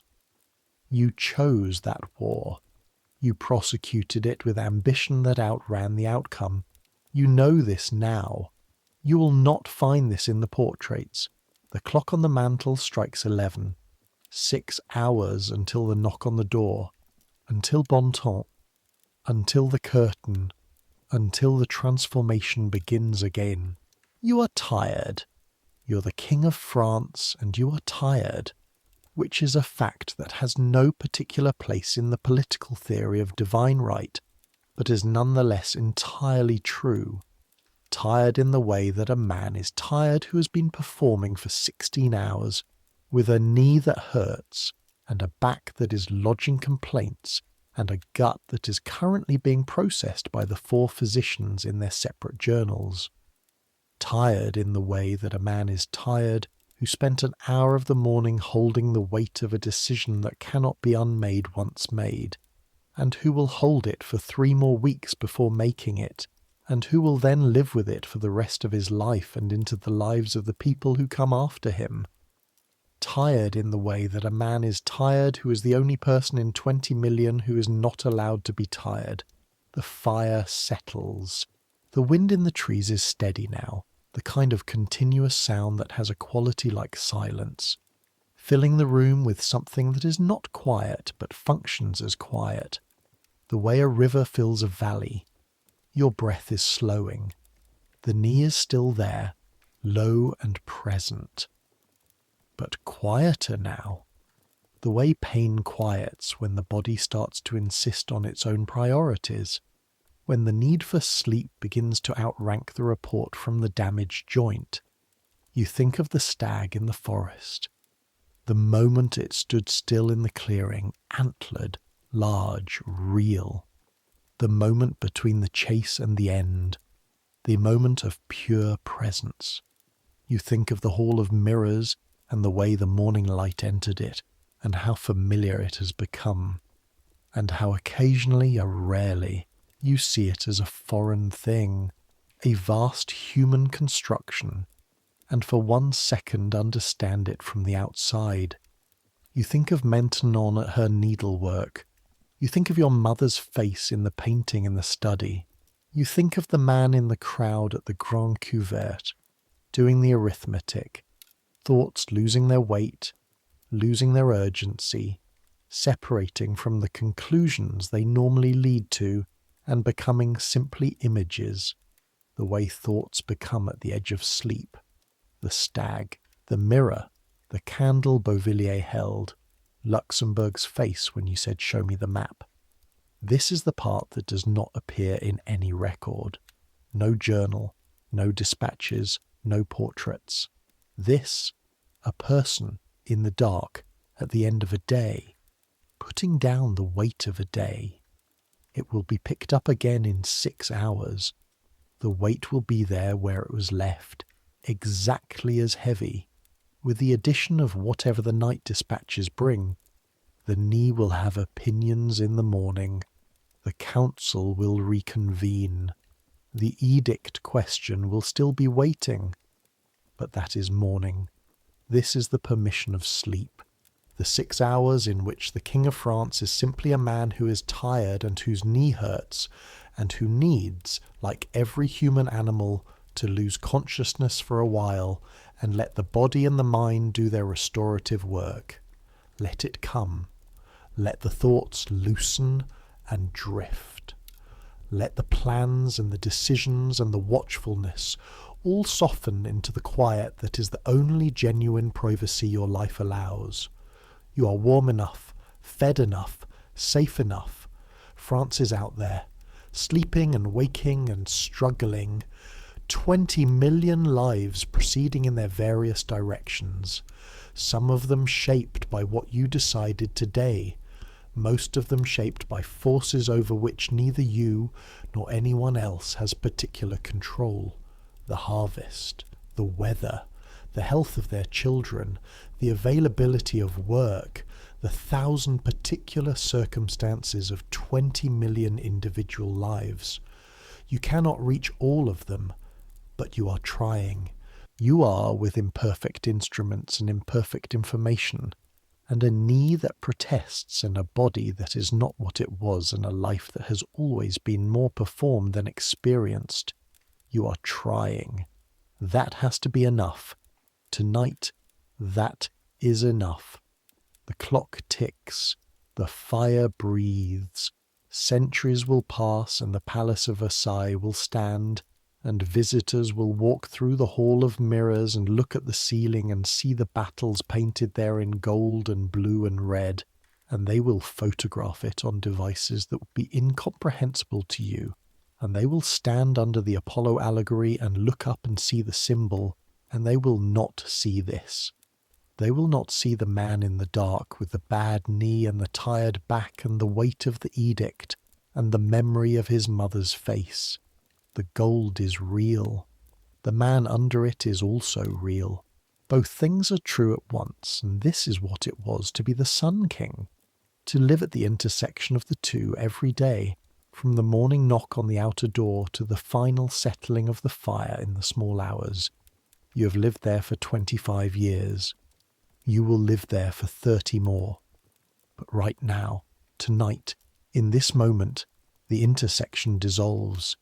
The symbol sleeps. The man sleeps. The knee is quiet.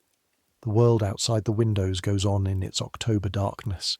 The guards at the gates, the servants in their attic rooms, the forests with their ancient trees, the road from Paris that brings the next day's dispatches, the fields beyond the road where the grain grows or doesn't grow, and the consequences of that growing or not growing ripple forward through the lives of people who will never see the Hall of Mirrors.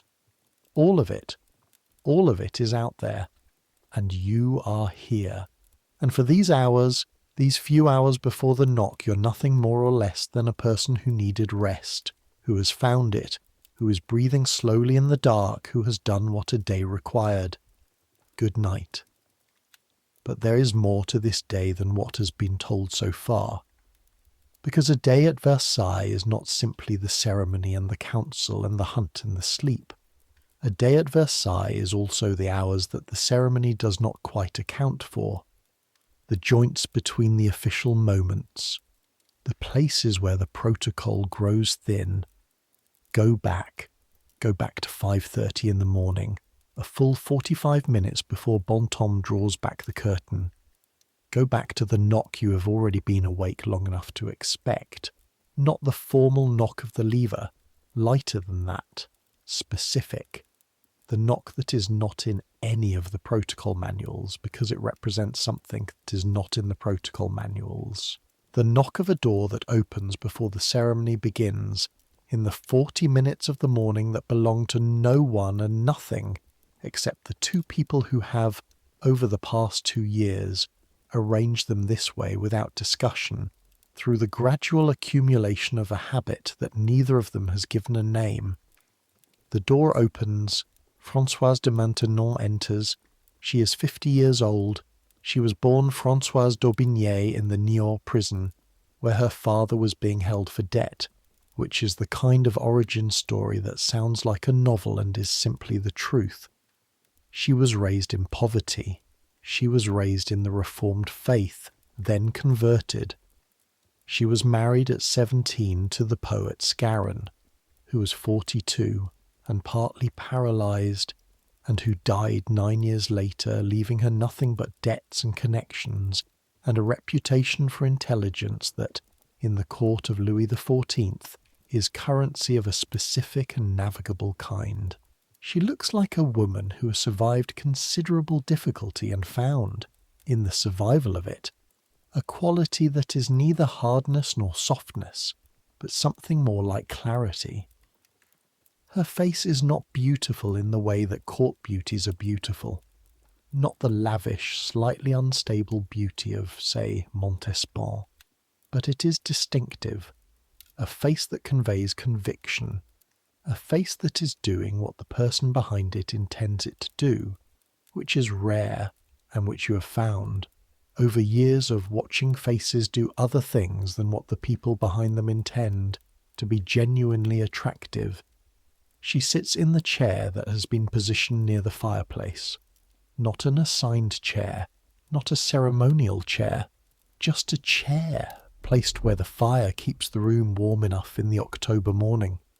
She takes out her needlework. This is the most genuinely domestic thing in your life. The sight of someone simply sitting down with needlework in your presence, without arrangement, without ceremony, without the specific quality of performed naturalness that distinguishes the performance from the thing itself. She is actually doing needlework. She does it every morning in her own apartments before she comes, and she continues it here, and she talks while she does it, and you talk back, and this is the closest thing in your daily existence to a conversation between two people, rather than between a king and a subject. The Duc de Bourbon approached me last week, she says. Not a preamble, not a greeting exactly. Just the beginning of the conversation, as though it had already been happening before she sat down. I know, he wants the Eastern posting for his regiment. He raised it at the hunt yesterday. And? I told him not today. You're still in bed. This is the specific freedom of this hour. You're still in bed, and she is in the chair with her needlework, and neither of you is performing anything. He'll raise it again. He'll raise it through 3 more intermediaries before he raises it directly again, she says. He'll go to Louvois first. Louvois will send him back. Louvois will send him back and tell him he requires royal approval, and then Bourbon will go to his mother, who will go to... His mother is not someone I find particularly persuasive. A small pause. She does not look up from the needlework. No, but she is someone who can make other people's lives complicated in ways that require your attention. This is what she provides that no one else does. The view from the level where the court actually operates, the friction level, the place where ambitions and resentments and family allegiances generate the heat that occasionally becomes, if not managed, fire. Your ministers see France from above, from the level of strategy and finance and military position. Maintenon sees it from the middle, where people live and breathe and want things and feel slighted and develop the kind of grievances that fester over years and find expression at inconvenient moments. I'll see him before the week is out, you say. Give him something clear. She nods, continues the needlework. The fire crackles. The palace is quiet in the way it is only this early in the morning. The council yesterday, she says, the edict question. We discussed it. I know, Père Lachaise came to see me in the afternoon. Your confessor coming to see your wife. This is the specific texture of the court that appears in no official record. The informal communications, the conversations between people who are not supposed to be coordinating, who are coordinating nonetheless because they share a view and understand that shared views require maintenance. And, you say, He is firm. He believes it is the right moment. He has believed it is the right moment for 3 years. Yes. She finishes a row of stitching and turns the work slightly. But this year he has more arguments and fewer doubts. What has changed his doubts? The conversions, the scale of them. He reads it as divine confirmation. That the dragonades, however. She pauses, choosing a word. However blunt in their method, have been answered. That France is moving toward unity by its own momentum now, and the edict's revocation would be the formal recognition of a reality that already exists. You are quiet. This is the argument you've been moving toward yourself, the argument that makes the decision feel like acknowledgement rather than action. France is already mostly Catholic. The Huguenot communities are reduced, converted, diminished. The edict protects a situation that no longer quite exists. Revoking it is not creating a new reality but naming an existing one. The argument is convenient. Convenient arguments are not necessarily wrong. The skilled trades, you say. Yes. She does not elaborate. She knows you know the argument. If 10,000 craftsmen leave for Prussia, 12,000 possibly, perhaps more. If 12,000 craftsmen leave, what the Brandenburgers gain is not trivial. No, she agrees, it is not trivial. Frederick William has been building his industries for 20 years. He would welcome them. A pause. But, she says, and she does look up now, briefly, the needle resting, her eyes finding yours in the firelight. You believe it is right. It is not a question. I believe it is right, you say. Then it is a question of managing the consequences, not of whether. This is what she does. She does not tell you what to decide. She clarifies what you have decided in cases where the decision has been made and the deliberation is about something else. About timing, about method, about the fear of consequences masquerading as uncertainty about correctness. The timing, you say. October, she says. If you wait until the new year, the Protestant networks will have 6 more months to organise. The emigration will be larger. The disruption to the trades will be worse. You consider this. She is right that waiting has its own costs. She is right that the decision, having been made, should be made quickly. Delay extends the uncertainty, and uncertainty creates its own complications. Before the end of the month, you say. She picks up the needle again. Good. The fire settles. Outside, the first light is beginning. Not sunrise yet, but the pre-dawn grey that comes before it. The gradual softening of the darkness at the windows. Your knee, she says, not looking up. It's fine. Bontemps told me you were favouring it after the hunt. Bontemps told her. Of course, Bontemps told her. They have a communication that operates in the spaces between your direct conversations with each of them. A low-level, continuous exchange of information about your well-being that you are aware of and do not object to because the alternative, not knowing, is worse. She worries about your health with a specificity and intelligence that your physicians cannot quite match, because she knows you as a person, and they know you as a body, and the distinction matters. Fagin will see me this morning, you say. Make sure you tell him about the knee. Not just let him find it. I always tell him. You told him about the shoulder 6 weeks after it started bothering you.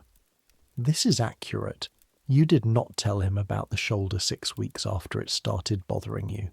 You told him about the shoulder when it had deteriorated to the point where he would have noticed regardless, and the distinction between telling him and being discovered by him had effectively collapsed. I'll tell him about the knee, you say. She says nothing. The needlework continues. You have been known to be late on these things before. At 6:10 she puts down the needlework, folds it precisely, and stands. "The lever," she says. "Yes." She moves toward the side door, not the ceremonial door, the private one, the door that connects your apartments to hers through the sequence of rooms that are yours and hers and officially separate and practically, in this specific morning ritual, continuous. She pauses at the door. "The stag," she sees. Bontemps said it was a good one. "Large. A good run." She nods, and she is gone, and the door closes, and you're alone for the last few minutes before the knock on the outer door. You lie in the dark. You're thinking about the edict. Not with anxiety. The decision has settled. The way decisions settle when you have genuinely made them, rather than when you are telling yourself you have made them. A particular stillness comes when a decision is made, a stillness that is different from uncertainty, and different from relief, and different from resolve. It is something more neutral than any of those. It is simply the fact of the decision existing. You will revoke the Edict of Nantes. You believe it is right. You know it will have consequences you cannot fully foresee. Both things are true. Both have always been true of every significant decision. The wars you chose, the buildings you built, the alliances you made and the ones you refused, the men you advanced and the men you demoted and the men you let fall. Every one of those decisions was made with imperfect information and a conviction of rightness that has, in retrospect, sometimes been borne out and sometimes not. You are at 47, past the age of expecting certainty. Certainty is for younger men, for men who have not yet been surprised enough times to understand that surprise is the fundamental condition of governing. You make the best decisions you can make with what you have, and then you live inside their consequences, and then you make the next decisions. This is what it means to be the king, not the portraits, not the allegories. This, the knock on the outer door. Bontemps rises from his cot. The day begins. There is a part of the lever that does not get described in the dispatches that ambassadors send home to their courts, in the journals that historians will later find invaluable, in the accounts that visitors write for their families. There is a part that is too small and too specific to make it into records, but which is, from the inside of it, the most interesting part. It is the negotiation. Not a formal negotiation, not an acknowledged one, but every person who enters this room during the lever is negotiating, and you are negotiating, and the negotiation happens in the language of attention, where the king's eye rests, for how long, with what quality. The Comte de Brissac enters at his assigned moment and takes his position, and as he does, he turns his body by approximately 8 degrees more toward you than he did yesterday, and this 8 degrees communicates that something has changed in his situation since yesterday, that there is something he wants you to notice, that he is, barely perceptibly, presenting himself differently. You notice. You do not look at him. Looking would complete the communication in a way that would commit you to acknowledging it. An acknowledgement commits you to response, and response creates obligations. You look slightly past him. His shoulders in your peripheral vision settle fractionally. He will try again tomorrow, or he will find an intermediary. Either way, he has communicated. You have received the communication without accepting it. This happens 12 times during the lever. 12 separate micro-negotiations conducted entirely in the language of physical position and eye contact and the presence or absence of a word. You're conducting all 12 simultaneously, tracking them the way a musician tracks multiple voices in a chord, each one maintaining its own character within the whole.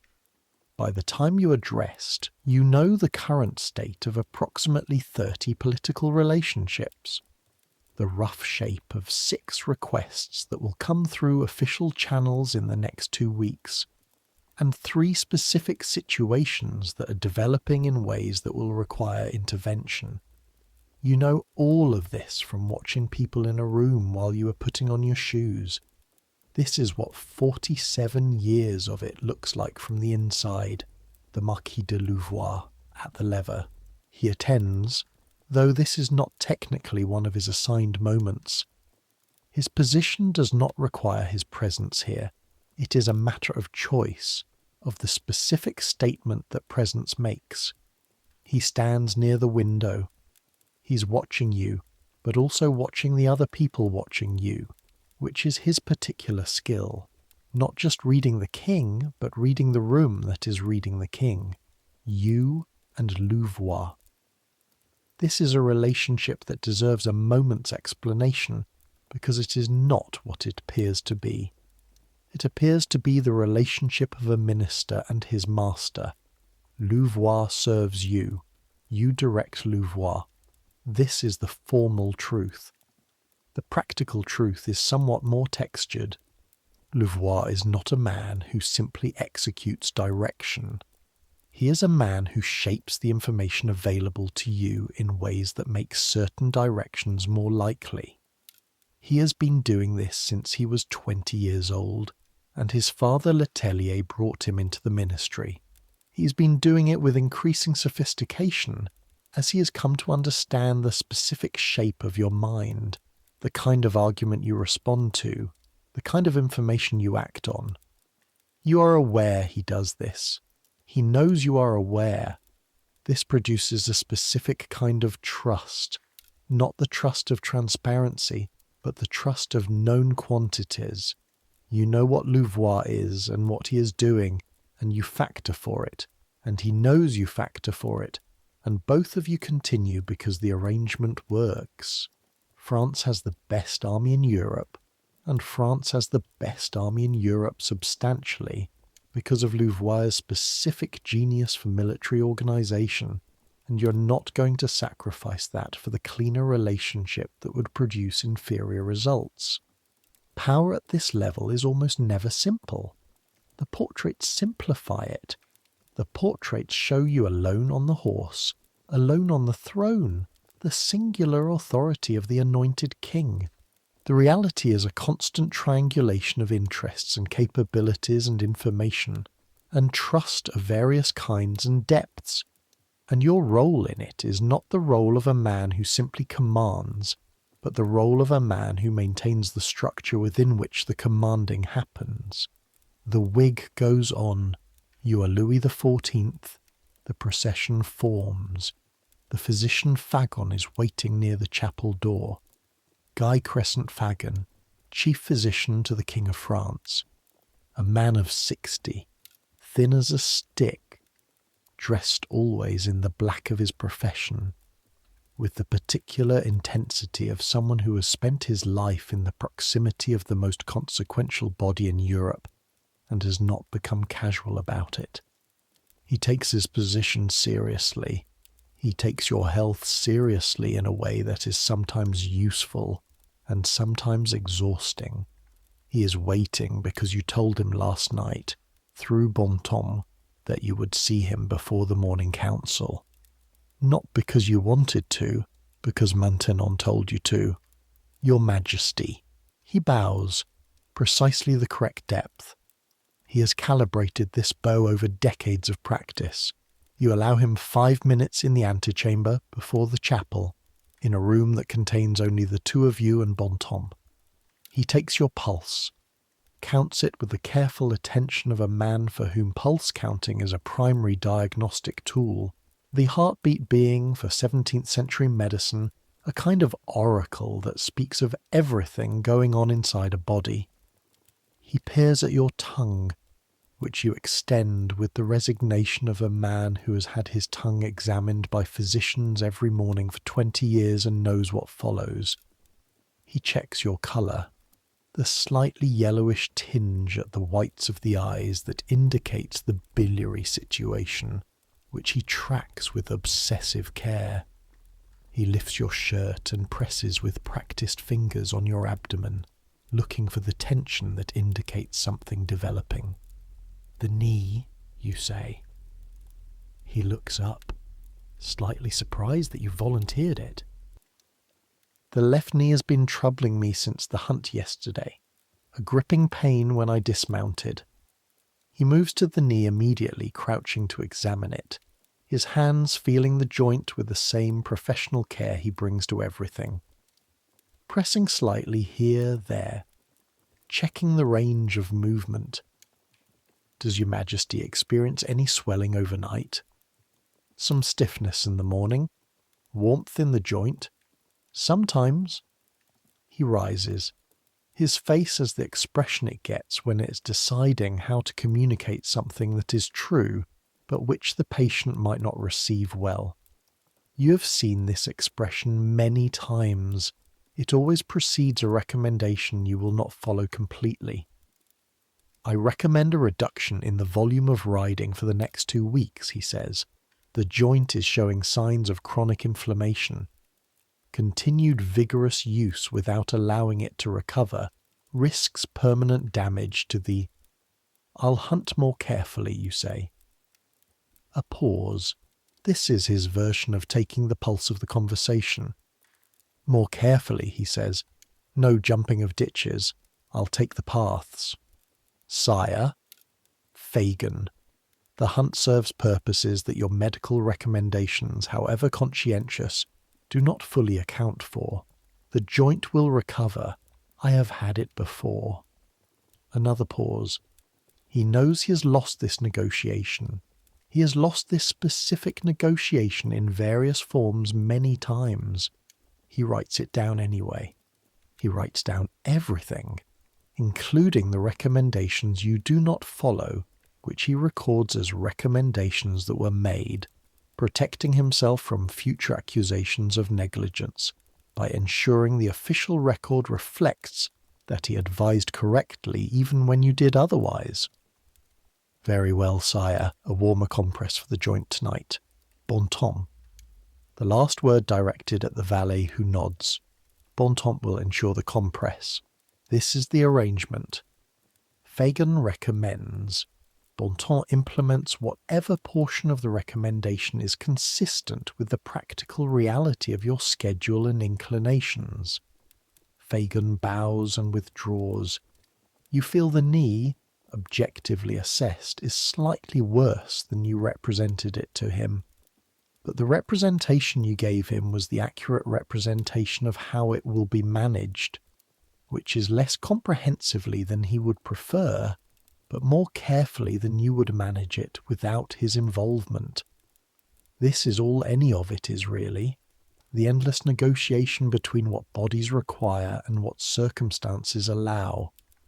You are the King of France, and your knee hurts, and you will hunt anyway, but you will hunt on the paths, and Bon temps will apply the compress, and in a week it will be better. The chapel. You noted this morning that the light was good. Now you can confirm it. The chapel windows face east, and the morning sun enters them at this hour with a directness that in another building would be too much, too dazzling. But in this chapel, which was designed with exactly this effect in mind, the architect calculating the precise angle of the light at this hour in this season, the effect is considered, controlled.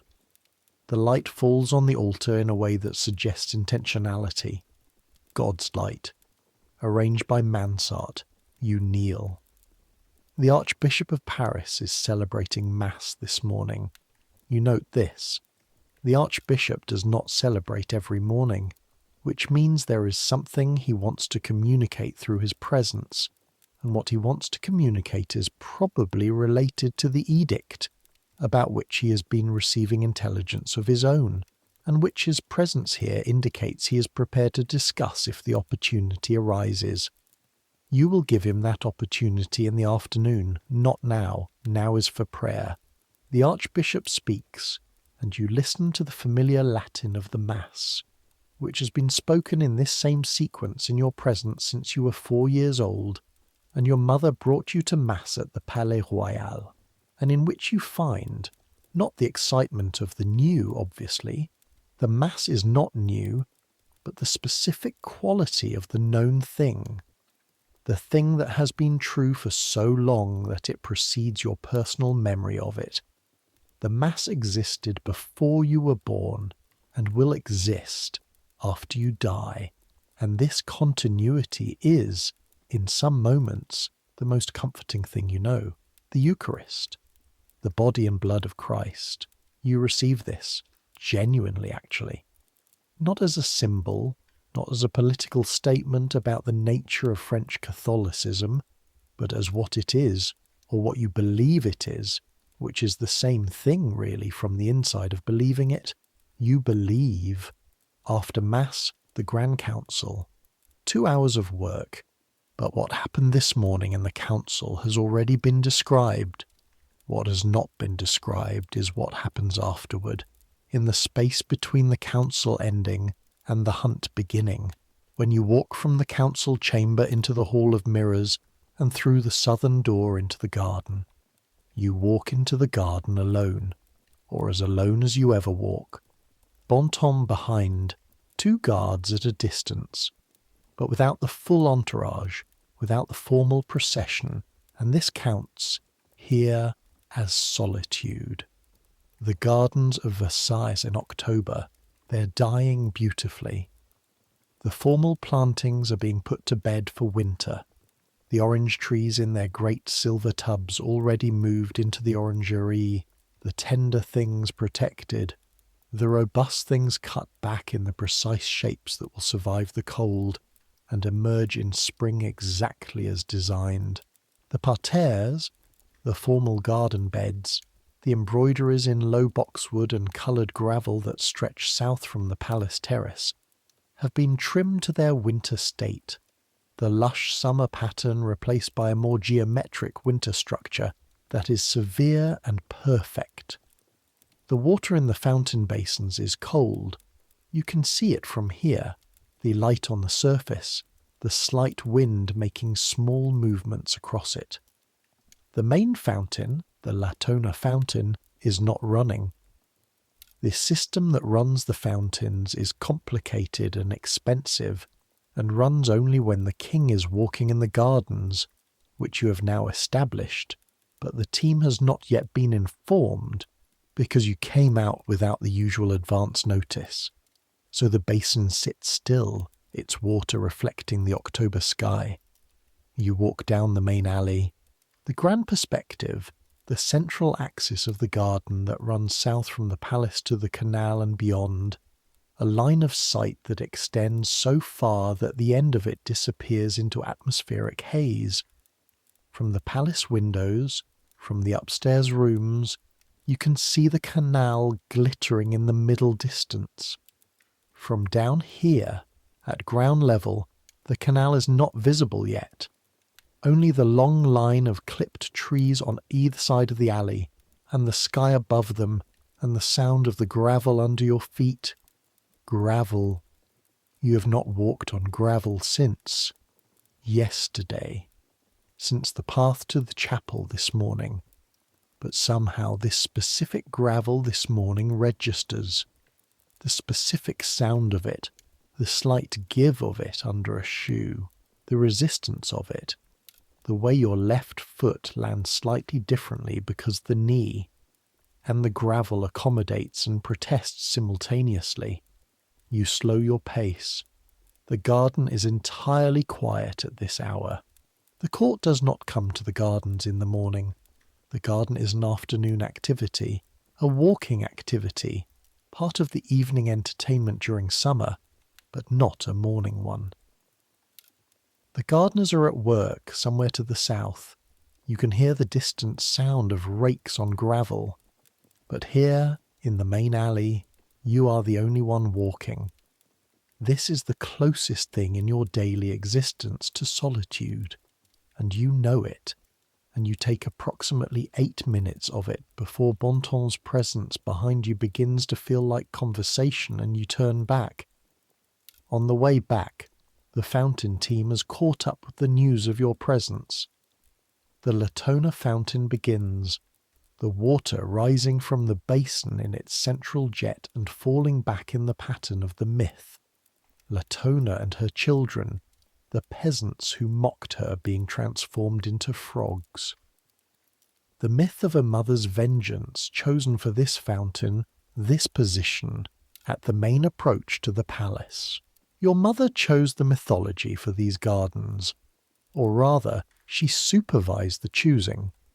Anne of Austria, who had a genuine love of French classical culture despite being Spanish-born, or perhaps because of it, the convert's particular love of the adopted thing. You watch the water for a moment, then you walk back to the palace, the hunt, which has already been described. But what has not been described is the moment that happens in the forest, approximately 20 minutes into the ride, when you outpace the main party on a wide path and find yourself for 40 seconds genuinely ahead of everyone, riding at a controlled canter through an avenue of beeches with no one visible behind and no one visible ahead. 40 seconds. The sound is just the horse and the hooves and the wind through the yellowed beech leaves and the distant voice of the hounds, far enough away that they might be anything. Birds, wind, something at the edge of hearing that is not quite identifiable. The light under the beeches is golden, the autumn colour of the leaves filtering the October sun into something rich and indirect. 40 seconds of no one watching. You ride through them carefully, the way you approach things that matter without appearing to approach them. The way you have learned to receive the small things that the day offers without making a production of their reception. The hoofbeats of the following riders become audible again. The 40 seconds end. Luxembourg appears at your side, slightly breathless, apologetic in the way that a man is apologetic when he believes the speed that opened the gap was intentional rather than accidental. You say nothing about the gap. Neither does he. The hunt proceeds. What happened in the Grand Couvert has been described, but here is something that was not described. Halfway through the meal, a secretary approaches and bends to your ear. A document requiring signature. This is not unusual. Documents come throughout the day, attached to whatever moment of the king's attention is available. This document is a royal lettre de cachet, the sealed letters by which the crown can imprison someone without trial, without stated charge, without appeal. The mechanism has been in use since your grandfather's time. You have signed many of them. They are used for genuine criminals and for men who have insulted their noble families and for people who have committed public scandals and for political prisoners and for people who are dangerous and for people who are merely inconvenient, depending on who has applied for the letter and what their relationship to the crown is and what the circumstances are. The name on this letter is a man from Lyon, a Protestant. He is described in the accompanying brief as having communicated with foreign networks in ways that the ministry considers seditious, specifically helping to organise and fund the emigration of Protestant artisans to the Dutch Republic. You read the brief. The man is 38 years old. He has a business in Lyon. He has a family. He's also doing exactly what the brief says he is doing. You sign the letter. You sign it with the same hand that has been eating duck for the past 40 minutes. The same hand that held the reins this morning. The same hand that receives the Eucharist every day at Mass. You sign it and hand it back to the secretary. You continue eating. This is also what governing looks like from the inside. Not the grand decisions in the council chamber, not the wars on horseback, but this. A man being imprisoned because you signed a piece of paper between courses of lunch in 30 seconds with a full plate in front of you. You do not know if this man is guilty of sedition in any meaningful sense. You know that he is doing what is described. Whether that constitutes sedition depends on definitions that are, at the political level, not fixed. You are the person who sets those definitions. In signing the letter, you have made a determination about where the line is, and the man in lion is on the other side of it. This is what absolute power actually is. Not the speech from horseback, not the portrait with the sceptre. This, the signing of letters that end people's freedom, between the duck and the cheese, in the grand couvert, while 30 people watch you eat. You finish the cheese, you accept the fruit tart, you drink the Loire wine. The afternoon audience proceeds as described, the widow, the judge, the petitions. But here is one that was not described. An old man, 70, perhaps 75, he enters the audience with the specific difficulty of someone whose body is very much present in its aging, whose joints have had decades of use, who is moving carefully in the way that careful movement becomes necessary and then inevitable. He is dressed well, not court dress, but the respectable dress of a man of substance. A merchant, you assess, old enough to have been established in his business for decades. He bows, with some difficulty. He straightens with more. Your Majesty, state your petition. I am Jean-Antoine Bertrand of Lyon. He pauses.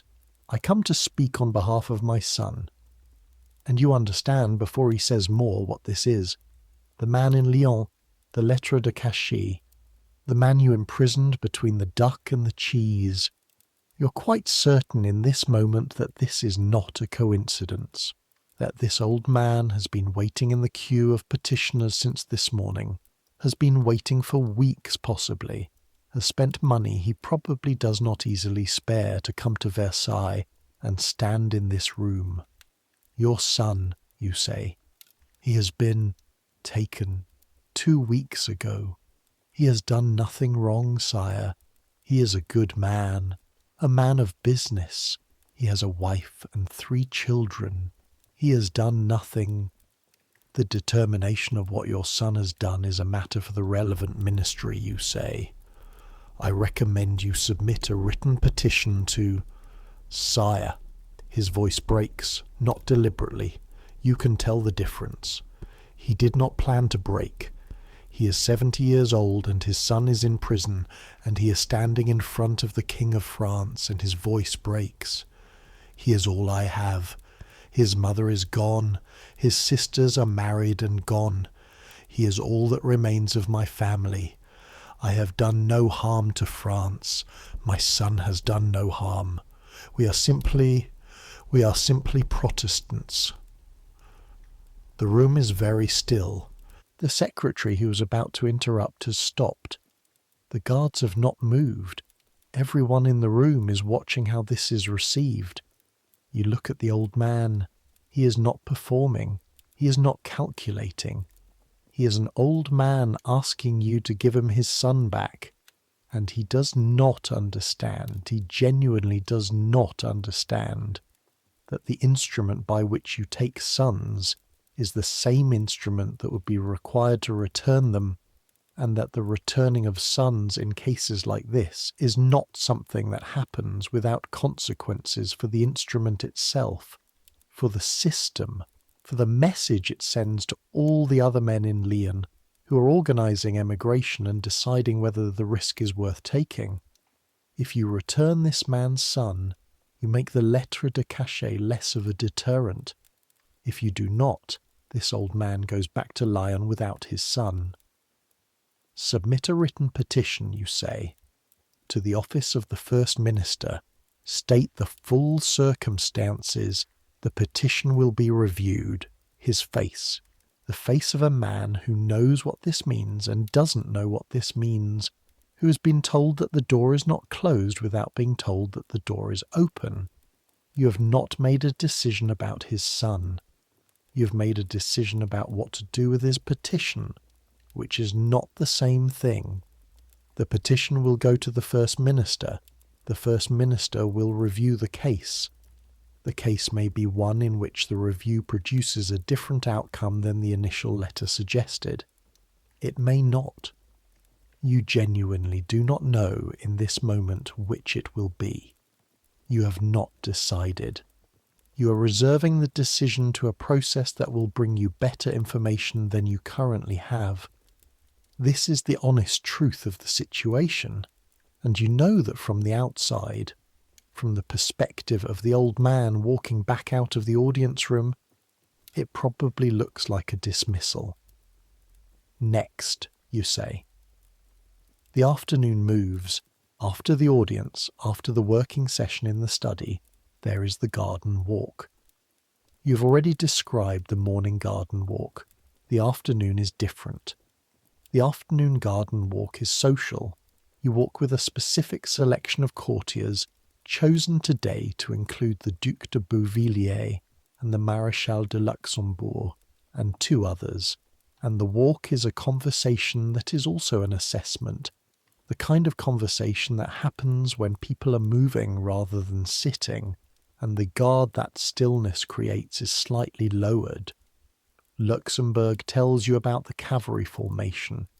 He has drawings in his coat, actual drawings folded carefully because he knew you might ask today, and he unfolds them on the stone balustrade of the terrace, holding the pages against the October wind. The formation is for cavalry on broken ground. The problem with cavalry on broken ground is that the traditional formations assume a flat field and a sustained charge, and real terrain is rarely flat, and sustained charges often fail to be sustained because the terrain produces gaps and disorder. What Luxembourg has designed is a cavalry formation that is explicitly designed to accommodate disorder, to work with it rather than against it, to use the gaps as features rather than failures. You look at the drawings. Show me the left flank here, you say, pointing. He shows you. He explains the movement. He uses the terminology of military architecture and military tactics that you've spent years learning. Not because you will command on the battlefield.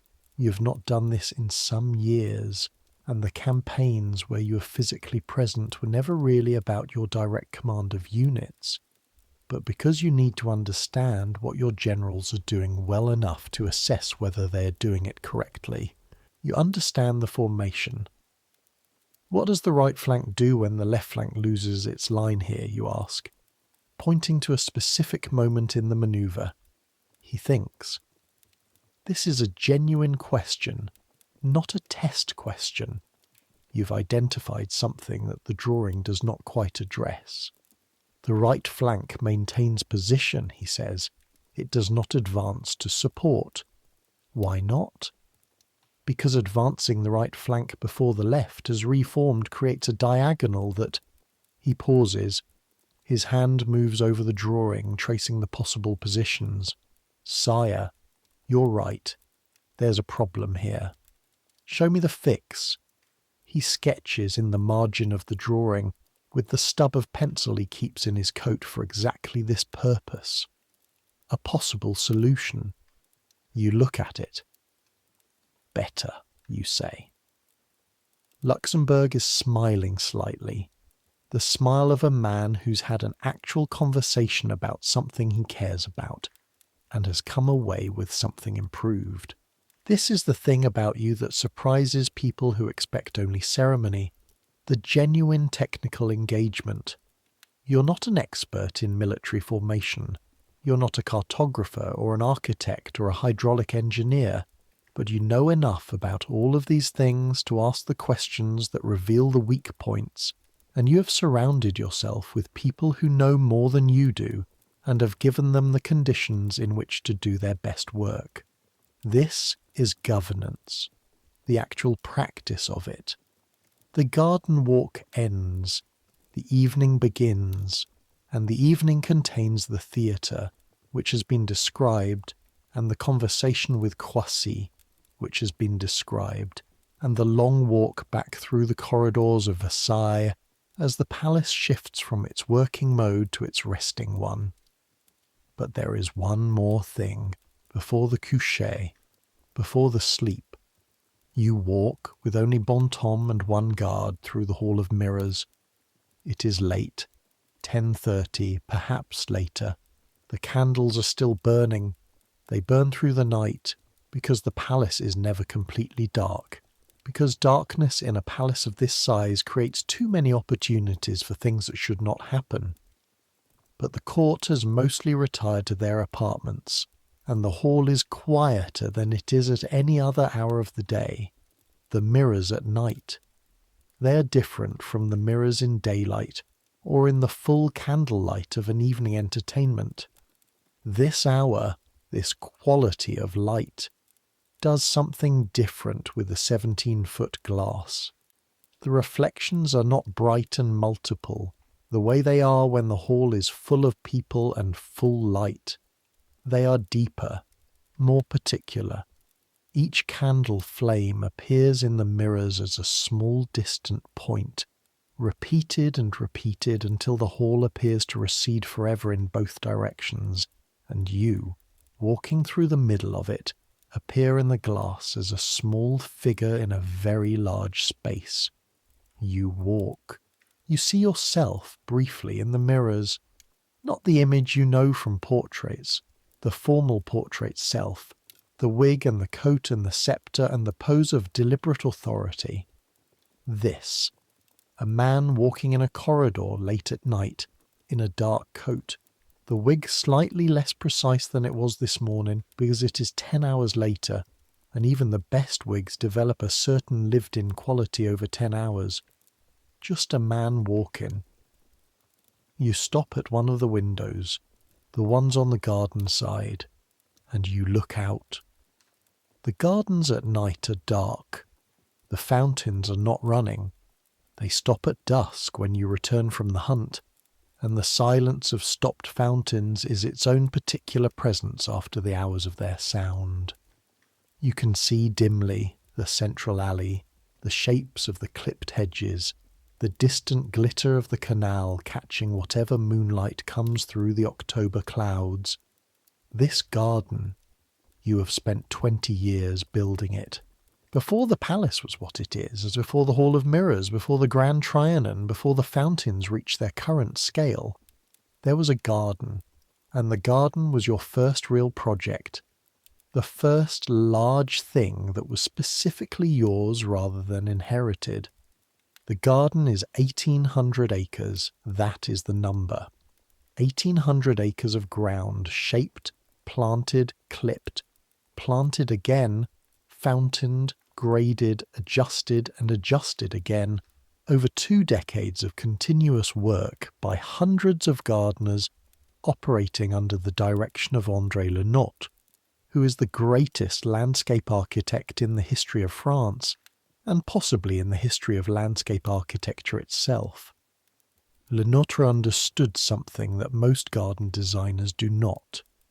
He understood that a garden at this scale is not a garden in the ordinary sense, not a collection of plants in a pleasing arrangement, but a landscape argument, a spatial argument about order and human mastery over nature, about the possibility of imposing form on the formless, about what happens when absolute control meets the absolute uncontrollability of growing things. He argued it here in 1,800 acres. The argument won. Outside the window in the darkness, the 1,800 acres are sleeping in their October dormancy, the water in the basin still, the stripped-back parterres showing their geometric bones, the trees along the alleys holding the last of their colour. Tomorrow there will be frost. The gardeners know it. They will have been watching the sky tonight from their cottages on the grounds. Tomorrow morning the grass will be white. The frost will be beautiful. You will see it from this window from the lever, before the curtain is even fully drawn back. The October frost on the gardens of Versailles, which is a thing of genuine beauty regardless of all the rest of it, regardless of what it cost and who built it and what it represents, and what the arithmetic is between the top and the bottom of the structure you have created. It will be beautiful, and it will be true, both at once, and this is perhaps the best description of all of it. The gold, and the mirrors, and the ceremony, and the knee, and the edict, and the old man's broken voice, and the stag in the clearing, and the 40 seconds in the beeches. All of it, true at once. You turn from the window, you walk to your apartments. The coucher proceeds as described. The wig, the coat, the shoes, the candle held by Beauvilliers, the nightshirt from your son's hands, the door closing, bon temps at his cot. You lie back. You're thinking about the old man from Lyon. You're thinking about the decision on the edict. You are thinking about Luxembourg's drawing, and the fix you identified and the way his face went when he realised you'd found a real problem, the specific pleasure of that. You're thinking about the 40 seconds in the beaches, and then you stop thinking about specific things and begin simply existing in the dark, in the specific quality of exhaustion that belongs to a day fully inhabited, and the thoughts lose their edges, and the images come without their contexts. The stag, the mirror, the fountain beginning in the garden, your mother's face, Maintenon's hands on the needlework, the old man's voice breaking, and the images lose their weight, and the sounds of the palace in the night settle into a steady, continuous presence that is not silence, but functions as it. The fire, your breath, the distant clock that strikes 11 and then will strike 12, and then will count the small hours until at some point that the body determines rather than the mind, the distinction between counting and not counting dissolves. You think, France is safe tonight. The borders are held, the army is intact. The harvest, though difficult in the west, will not be catastrophic. There is grain in reserve, there is order. You have made decisions today, the Palatinate deferred, the edict advancing, the old man's petition forwarded to the process, the lettres de cachet signed, the military formation improved by 2 minutes of genuine attention to a drawing in a garden. All of these decisions have consequences.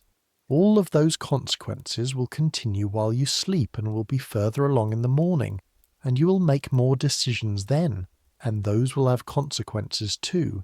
And this is the chain that does not end, that began when you were 4 years old and Mazarin placed the orb in your hands and the court said the words, and that will end when you die. At some hour that Fagin will record in his journal, and that will be carried to the bells of every church in France and announced in every town and village and farm, and France will grieve and France will continue. You have 30 more years, or 20, or 10. Fagin does not know, and neither do you, and this is correct. The future is not yours to know, only to prepare for. Tonight, rest. The body that Fagin examines and Maintenon worries about, and the courtiers watch for signs off in the morning. The body that has been on display since 6 this morning, and will be on display again tomorrow morning. The body that is 47 years old and has a bad knee and has been doing this since before it could walk. Let it rest. Let the candle in the hall of mirrors burn its low and patient flame. Let the gardens hold their October cold. Let the 10,000 people in their various rooms and corridors and attics do what 10,000 people do in the dark, which is breathe and dream, and become for a few hours whatever they are before the day makes them into what the day requires. And let you, Louis, 47, King of France for 25 years, most Christian king, Sun King, the man in the allegory on the ceiling, the man in the portrait with the sceptre, the man who signed a letter between courses of lunch and stopped walking in a beaches-lined alley for 40 seconds and prayed genuinely in the chapel and looked at his mother's painting in the study and will decide in 3 weeks the fate of 250,000 Protestants. Let you be, for these hours, simply the person in the dark who needed sleep. You are tired enough. The distinction between the symbol and the person dissolves. Sleep takes you. Centuries will pass. The palace of Versailles will become a museum. The mirrors will still be there, dusted by other hands reflecting other faces. The gardens will still be there, maintained by descendants of Le Nôtre's tradition, the 1,800 acres shaped and clipped and fountained for visitors from every country in the world. The chapel will still be there, its east windows still sending the same morning light onto the altar at the same angle, calculated correctly once and remaining correct. People will walk through these rooms and try to understand what this was, what it felt like, what it cost, what it meant. Some of them will read the dispatch books and the council minutes and the court journals. Some of them will look at the portraits. Some of them will stand under the Apollo allegory on your bedroom ceiling and look up and think about what it meant to be called the Sun King, to be told that you were the sun, to be both the man who gets cold in October and the symbol of warmth and light and centrality. They will mostly understand the symbol. This is not their fault. The symbol is what was preserved. The symbol is what the portraits wanted, what the ceremonies constructed, what the letters and the records and the official histories were designed to transmit. But here, at the end of this night, in the October dark of 1685, what was also true is this: a man with a bad knee lying in the best bed in Europe, thinking about an old man's voice breaking, thinking about 40 seconds in a beach alley, thinking about the decision he has already made and has not yet made official, exhausted in the specific way that only people who have done real work in a real day are exhausted. Not the sun, not the symbol, a person who needed rest and found it. That is also what this was. That is also what you are. Good night. But there is still more to tell, because a day of 20 hours cannot be contained in its headlines.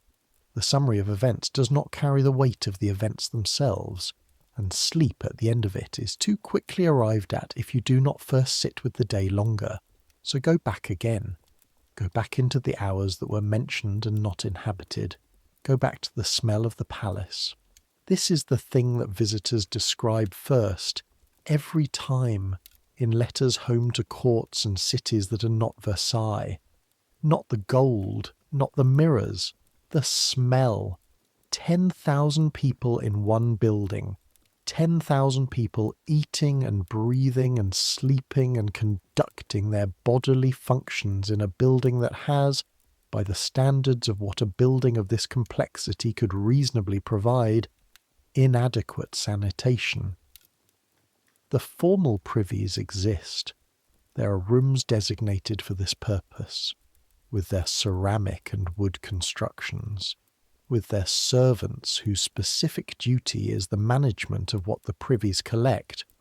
But 10,000 people generate more than the designated rooms can absorb, so people use what is available. The corridors in the less observed corners, the stairwells, the space behind certain tapestries in certain wings that the court has collectively decided are not in regular use. You are aware of this. Fagon has reported on it. The ambassadors of foreign courts report on it to their own sovereigns with a quality of disbelief that you find, frankly, unfair. The Palace of Versailles has standards of sanitation that would be remarkable for a town of 2,000, let alone a community of 10,000, and the smell, while present, is managed daily by the teams of servants whose job it is to manage it. The smell is managed by scent. Orange water on the floors, lavender in the tapestries, the sachets of dried herbs that the chambermaids replace every 3 days in the royal apartments, the perfume on every person of rank, applied morning and evening, in quantities calibrated to the particular social requirements of the occasion. And underneath all of it, the irreducible truth of 10,000 people in close proximity. You have stopped noticing it. This is the thing about smells. They train the brain out of themselves within hours. The visitors notice. The ambassadors notice. You do not notice because you have been here long enough that the smell of Versailles is not a smell. It is simply the sensory background of your life. The way the smell of a family home is not a smell to the family.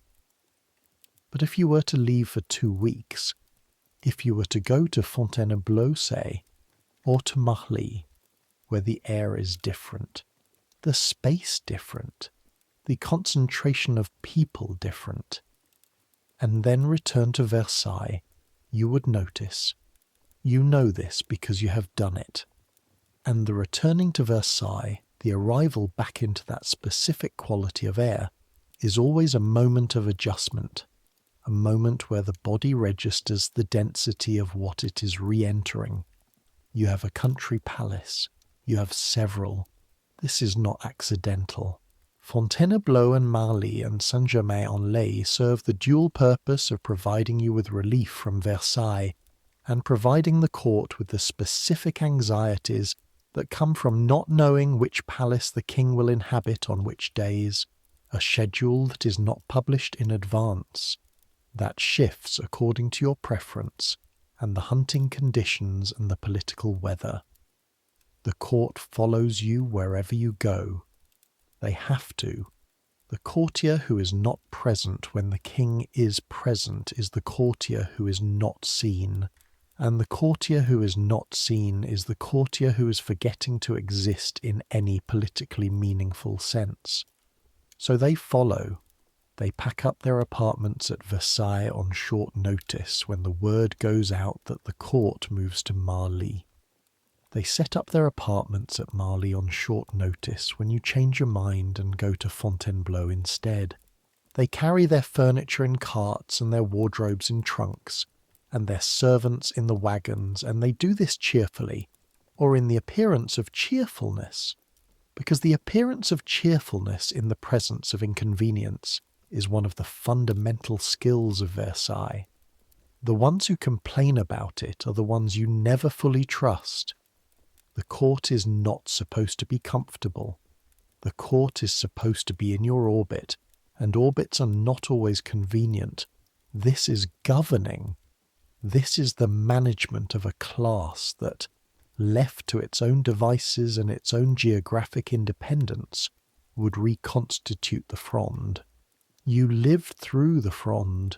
You were a child during the Fronde, but you were a child who was present for it, who had to leave Paris in the middle of the night with your mother because the city had risen and the safety of the royal family was no longer guaranteed. You remember the cold of that night. You remember your mother's hands on your shoulders, guiding you through the corridor, not saying anything. The silence of adults when they are genuinely frightened being more alarming than anything they might say. The Fronde was the aristocracy and the courts of law and the people of Paris deciding together that they had grievances that outweighed their deference. They were right about the grievances. They were wrong about the method. And the consequence for you specifically, was the conviction, settled in the bones during those years of insecurity and humiliation, that this would never happen again. Versailles is that conviction made architectural. Bring the aristocracy here. Give them beautiful rooms and complicated ceremonies and the specific addictions of royal proximity, the access, the favour, the ability to say, "I spoke to the king this morning." and they become dependent on those things. They spend their money maintaining the wardrobe that court life requires. They spend their time in the rituals that court life demands. They spend their energy on the negotiations of position and favour that are the primary occupation of the court at Versailles. And they do not spend it rebuilding the regional power bases that their predecessors used to challenge the crown. It is, you recognise, somewhat cynical. You would not describe it this way to your confessor, who prefers to think of Versailles as a monument to the glory of France and the majesty of its Christian king. But you're not always thinking about what you would say to your confessor.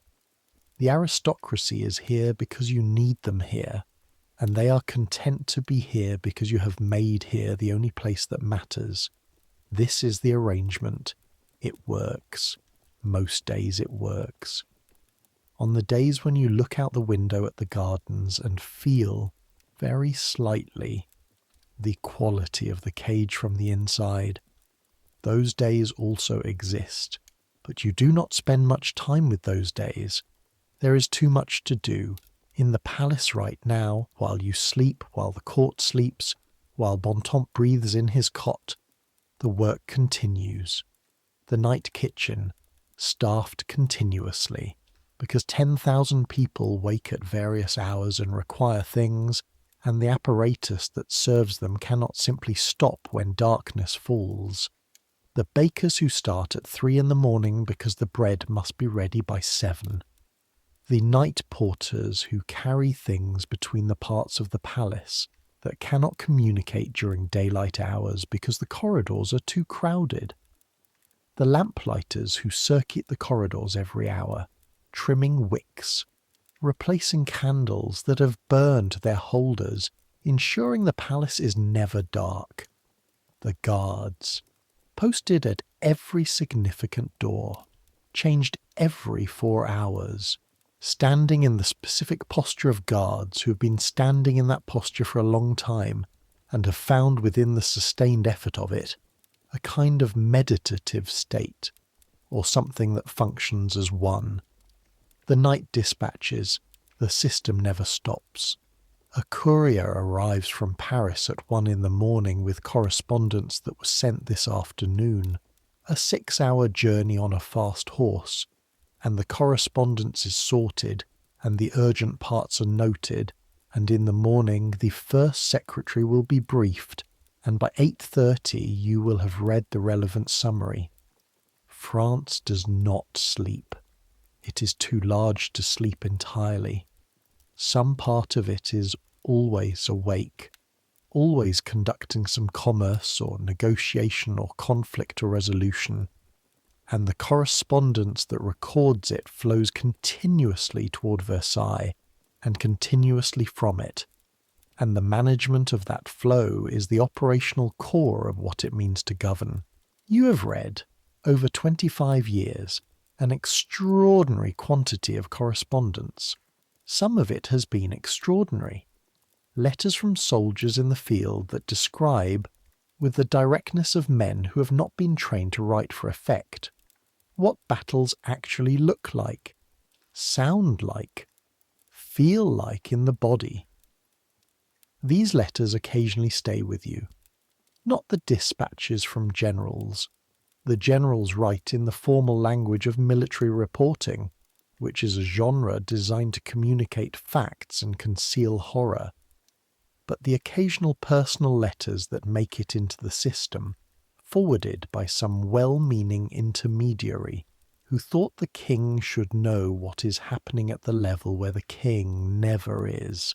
A letter 4 years ago from an ordinary soldier. He was describing a river crossing. The letter was not polished. It was the letter of a man who could write barely, and who had written to someone, his wife probably, or his mother, in the immediate aftermath of something he needed to get outside himself, and the letter had been intercepted, and someone in the military intelligence system had thought the king should see it, and you had read it. You still remember it. The specific detail of the cold water on his legs as he crossed. the sound of the men ahead of him and behind him, the feeling of the current against his knees, the moment when the bank got closer and then he was on it, the man next to him who was not, suddenly, on it. The river was the Rhine. The battle was one you had ordered. The soldier's name was in the letter, but you have not retained it. This is honest. You have retained the letter and not the name. The order stands, whether you retain the name or not. The crossing of the Rhine was strategically correct. The campaign that followed was one of your military successes. The soldier's letter changes none of the geopolitics of it. It does not change. Exactly. But it complicates the clean lines of the strategic summary. It adds something that the strategic summary does not have, which is the cold water and the current against the knees. You file this complication in the same place you file all the complications, the place that is not the council chamber, and not the chapel, and not the hall of mirrors, the place that is the hour before the lever, when maintenance is at the needlework and the fire is burning and the day has not yet constructed itself around you. In that hour you keep the complicated things, not the things you feel bad about, not exactly, but the things that are more complete than the official record makes them. Governing a country requires simplification. It requires seeing 20 million lives as France, rather than as 20 million individual people crossing rivers in cold water. It requires making decisions about categories, armies, regions, religious communities, tax bases, rather than about persons. The moment you begin making decisions about persons instead of categories, you lose the ability to make decisions at all, because persons are infinitely various and categories are manageable. You know this. You also know what the soldier's letter felt like to read. Both knowledges coexist in you, without resolution, in the same place where the gold and the smell coexist, the same place where the edict's revocation and the old man's voice coexist, the same place where the Sun King and the man with the bad knee coexist. You have learned to carry this, the coexistence of things that do not resolve. This is what the portraits cannot show. Outside, in the ground, not the formal gardens, but the utilitarian spaces between the main buildings, there is a place where the servants of Versailles do what servants do when they are not serving. It is a courtyard, not particularly beautiful, not part of any official tour. It smells of horses and cold smoke and the kitchen waste that is collected here before being carted away in the morning. The cobblestones are irregular, not the precise laid ones of the ceremonial courts. At this hour past midnight, a few figures are there. 2 servants from the kitchen, taking a few minutes of cold air after the heat of the fires. A laundress who started her work early because she prefers the quiet of the small hours. A stable boy who fell asleep on a hay bale and has just woken confused and is now sitting up and looking at the sky. The sky above Versailles at this hour, this clear October night, has more stars than it will ever have in a city. The palace is far enough from Paris, and the lights of the palace itself are mostly on the other side of the building, and the courtyard faces north where the sky is darkest. The stable boy is looking at the stars. He is 14. He came from Chartres 2 years ago, brought by his uncle who had a connection to someone in the stables, and he has been shoveling and feeding and exercising horses ever since. He is good with horses. He has a specific quality of patience around them, and they respond to it, and the senior groomsmen have noted it and given him better assignments because of it. He has never spoken to you. He will never speak to you. He shovels the manure of the horses that you ride, which is a proximity of sorts. He is looking at the same sky you looked at in the garden an hour ago through a different window. and you are both, in this particular moment, doing the same thing, existing in the night, at the end of the day's work, at the edge of sleep. This is also Versailles. Not only the gold, the stable boy and the laundress and the 2 kitchen servants and you, at the end of the same day, in the same buildings, each in your own version of the quiet that comes when work is done. The thought doesn't occur to him, obviously. He's 14 and he's looking at stars. He's not constructing a meditation on the shared humanity of kings and stable boys. He's just looking at stars, and then he will sleep, and tomorrow he will shovel again. But the thought occurs to you, sometimes, in the hour before the lever, when Maintenon is at the needlework. The fire in your bedchamber has dropped to its overnight state. Bontemps has arranged it so that it will hold until 3 and then need tending, and the night tender will tend it without waking you. The movement of him in the room becoming part of the ambient sound of the night rather than a disturbance to it. Your body is warm, the knee is quiet, the back has found its arrangement. The night sounds of Versailles. Not silence, but the low, continuous presence of a large inhabited place at rest. The distant voice of a guard making his rounds, calling the hour to his colleagues at the far end of the corridor.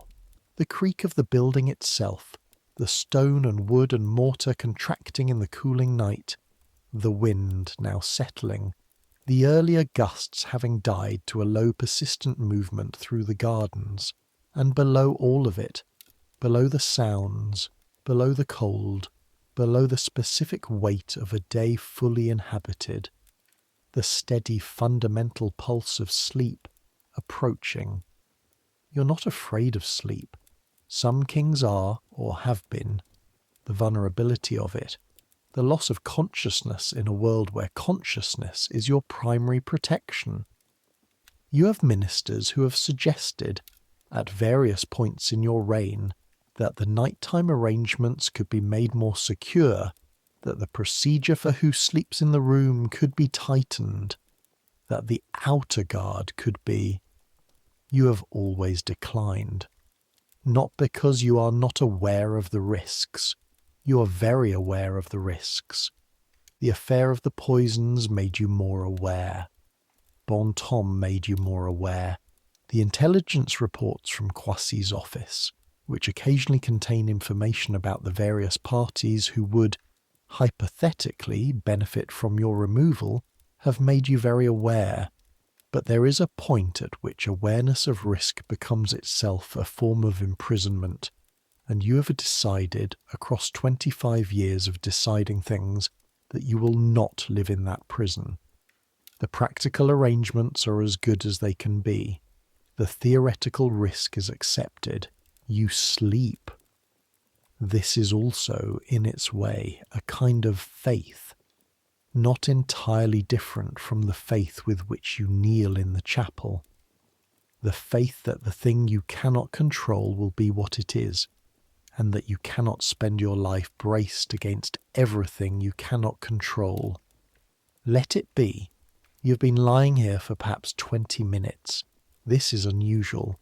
Usually by now the day has surrendered you completely.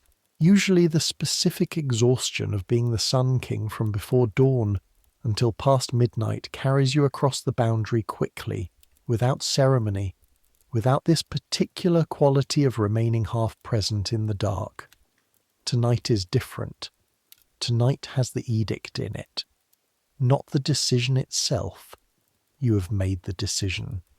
The decision is made in the same place all your decisions are finally made, which is not the council chamber, but some anterior chamber of conviction that precedes language, that precedes argument, that precedes Louvois' maps and Maintenon's careful questions.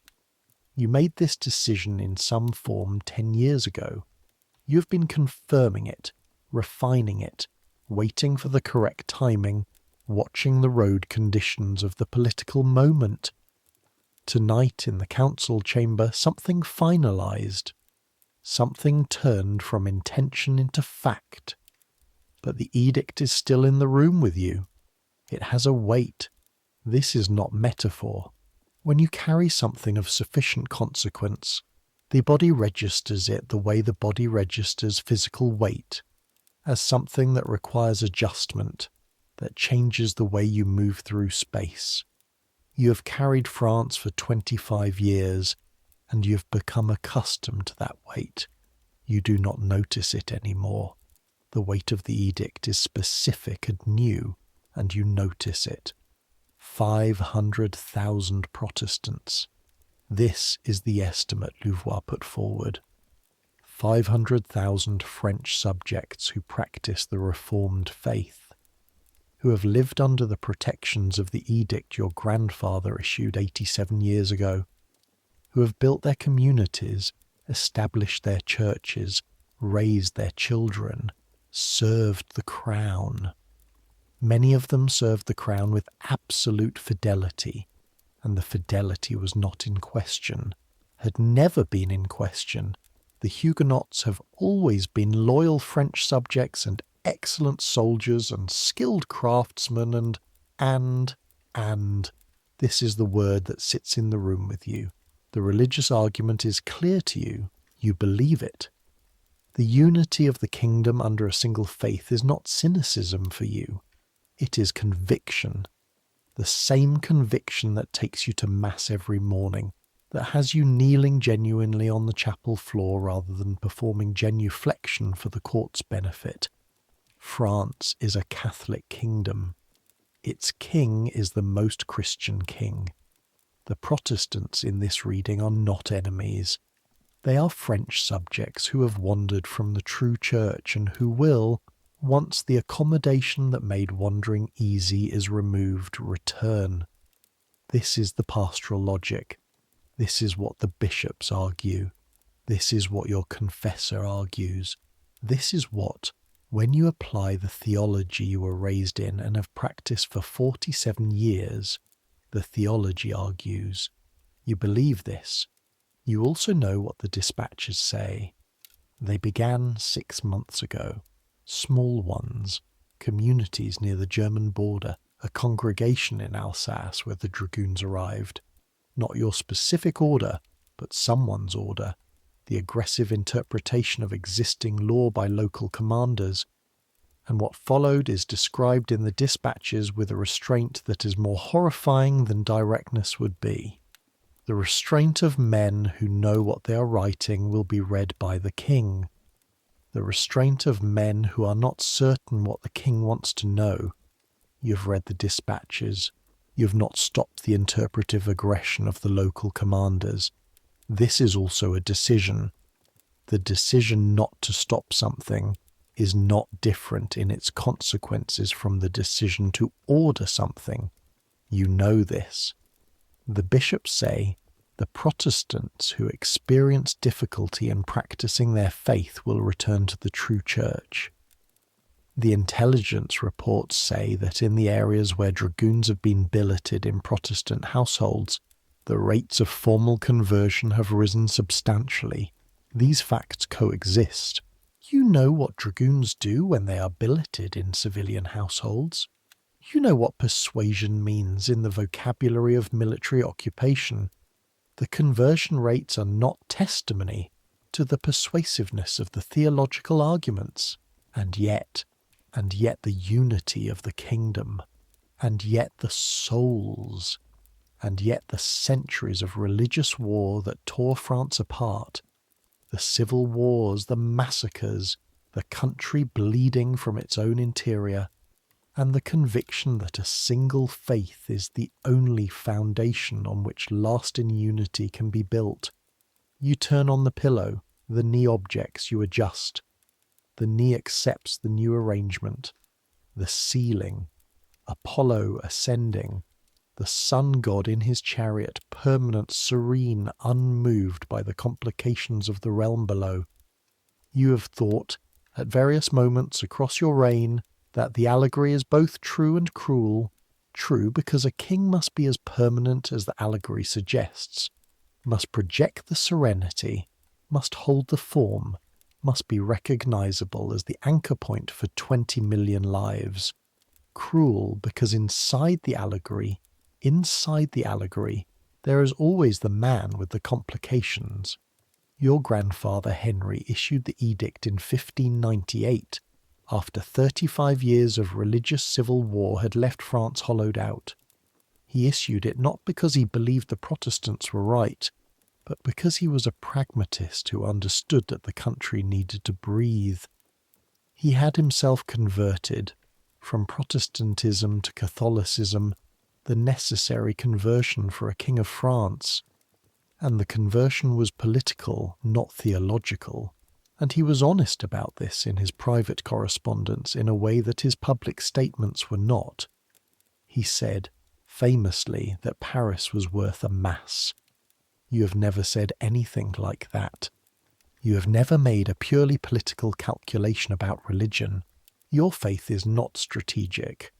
This is in fact why the revocation feels true to you when the religious argument is made, because you are capable of genuine faith, and the genuine faith points in a direction, and that direction is the unity of the kingdom under a single church.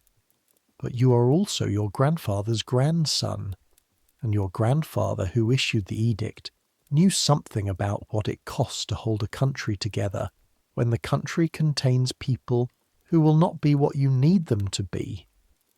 He made space for them. You are removing the space. The fire shifts. A log settles. The room is warm on the side of the bed nearest the fireplace and cool on the other side, and this differential, warm face, cool shoulders, is familiar and almost comforting. You have slept in this differential for years. The fire is always this distance from the bed. Bonton calculates it. You think about what Maintenon said, or did not say. The needlework, the careful questions, the absence of the objection she was not making. She has opinions about the edict. She is too intelligent not to have opinions about the edict. The opinions are complex. She has Protestant roots, though she converted long before you knew her, converted genuinely, converted with the same lack of pragmatic calculation that characterizes her other convictions. She is not arguing against a revocation, but she is not urging it either. She is asking the practical questions, the economic ones, the emigration intelligence, the skilled hands and the looms and the watches and the lenses, and what it costs when they leave. She is holding up the practical consequences not as reasons to abandon the theological argument, but as things you should see clearly before proceeding with it. This is what she does, not contradict, not advise against. Present the thing clearly with both hands so that the decision is made with full information rather than strategic ignorance. She respects you enough to give you the full picture. You would not be able to say this with certainty about most of the people around you. You think about the evening conversation with Croissy, the English signal, James's government, watching from London, noting its concern. England in 1685 is a Catholic king on a Protestant throne, walking a tightrope over a country that will, in 3 years, pull the tightrope out from under him. You know this, not the specific date, not the specific mechanism, but the structural instability is visible to anyone watching carefully. England is always closer to revolution than it looks. Its compromises are always closer to collapse. James's concern about the edict is interesting not because James is a Protestant, he is not, but because James understands the mathematics of religious minorities who feel their position threatened. He is a Catholic in a Protestant country. He knows what that position feels like from the inside. He is perhaps noting the comparison in a way he cannot put in a formal diplomatic communication. Or perhaps not. Perhaps he is simply doing the Protestant powers' bidding, floating their concern through informal channels because they asked him to, and he needs their goodwill for his own domestic situation. You filed it under note and proceed. But it is not entirely filed. The stars above the stables are being looked at by a 14-year-old who will live his whole life within the structures you're building and never know that he was looked at once from the wrong direction by the man who built them. This is power. Not the portraits, not the allegories. This, the invisible weight of decisions made in rooms like this one, falling on lives that have no idea the room exists. The stable boy will be fine, probably. The Protestants in Lyon, the ones whose petitions come across your desk in the careful language of people who know they must be careful, will not all be fine. Some of them will convert, genuinely, eventually, the way people do when conversion becomes the easier life. Some will resist and find the resistance costly, in the specific ways that resistance to the crown is costly. Some will leave. The looms and the lenses and the watches, carried across the borders into Switzerland and Prussia and England, arriving in the countries that will turn them to their own use. France will be poorer for the hands, you know this. France will be, you believe this, more unified for the faith. Whether the second thing outweighs the first is the question that is here in the room with you, and will not entirely leave tonight, even as sleep approaches. You've held larger questions than this. You have signed orders that sent armies across borders. You have watched from the windows of the council chamber as the casualty reports came in, and translated numbers into fields of dead men in the way that governance requires. You've been responsible for things that are not in the allegories on the ceiling. This is the job. This is what it is to be the king. The question stays. It does not prevent sleep. It is not that kind of question. It is the kind of question you carry, not the kind that carries you. You are the Sun King. You rise and set on a cycle that does not bend to private uncertainty. But you are also the man in the bed, and the man in the bed carries the question into the dark, alongside the edict and the old man's breaking voice, and the soldier's letter, and the 40 seconds in the beaches, into the place where they will wait, unresolved, until morning brings the counsel and the lever and the allegory back, and you become again what you must be. The wind outside has gone entirely still.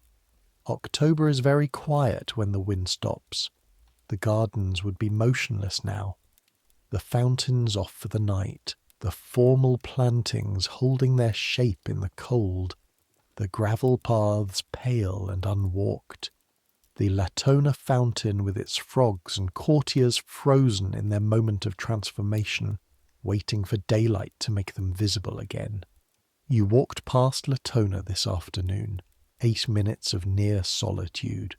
The gravel crunching under your shoes, the cold coming up from the earth, the gardeners who had been working in the far beds straightening and stepping back and becoming ornamental, becoming part of the garden's arrangement, because the king was in the garden, and the king should not see the work that keeps the garden what it is. You see the work. You always see the work. But you understand why they step back. There is a grammar to this, a shared agreement about what is visible and what is not. And the grammar maintains itself because everyone in it understands the grammar is necessary. Even you perform the grammar.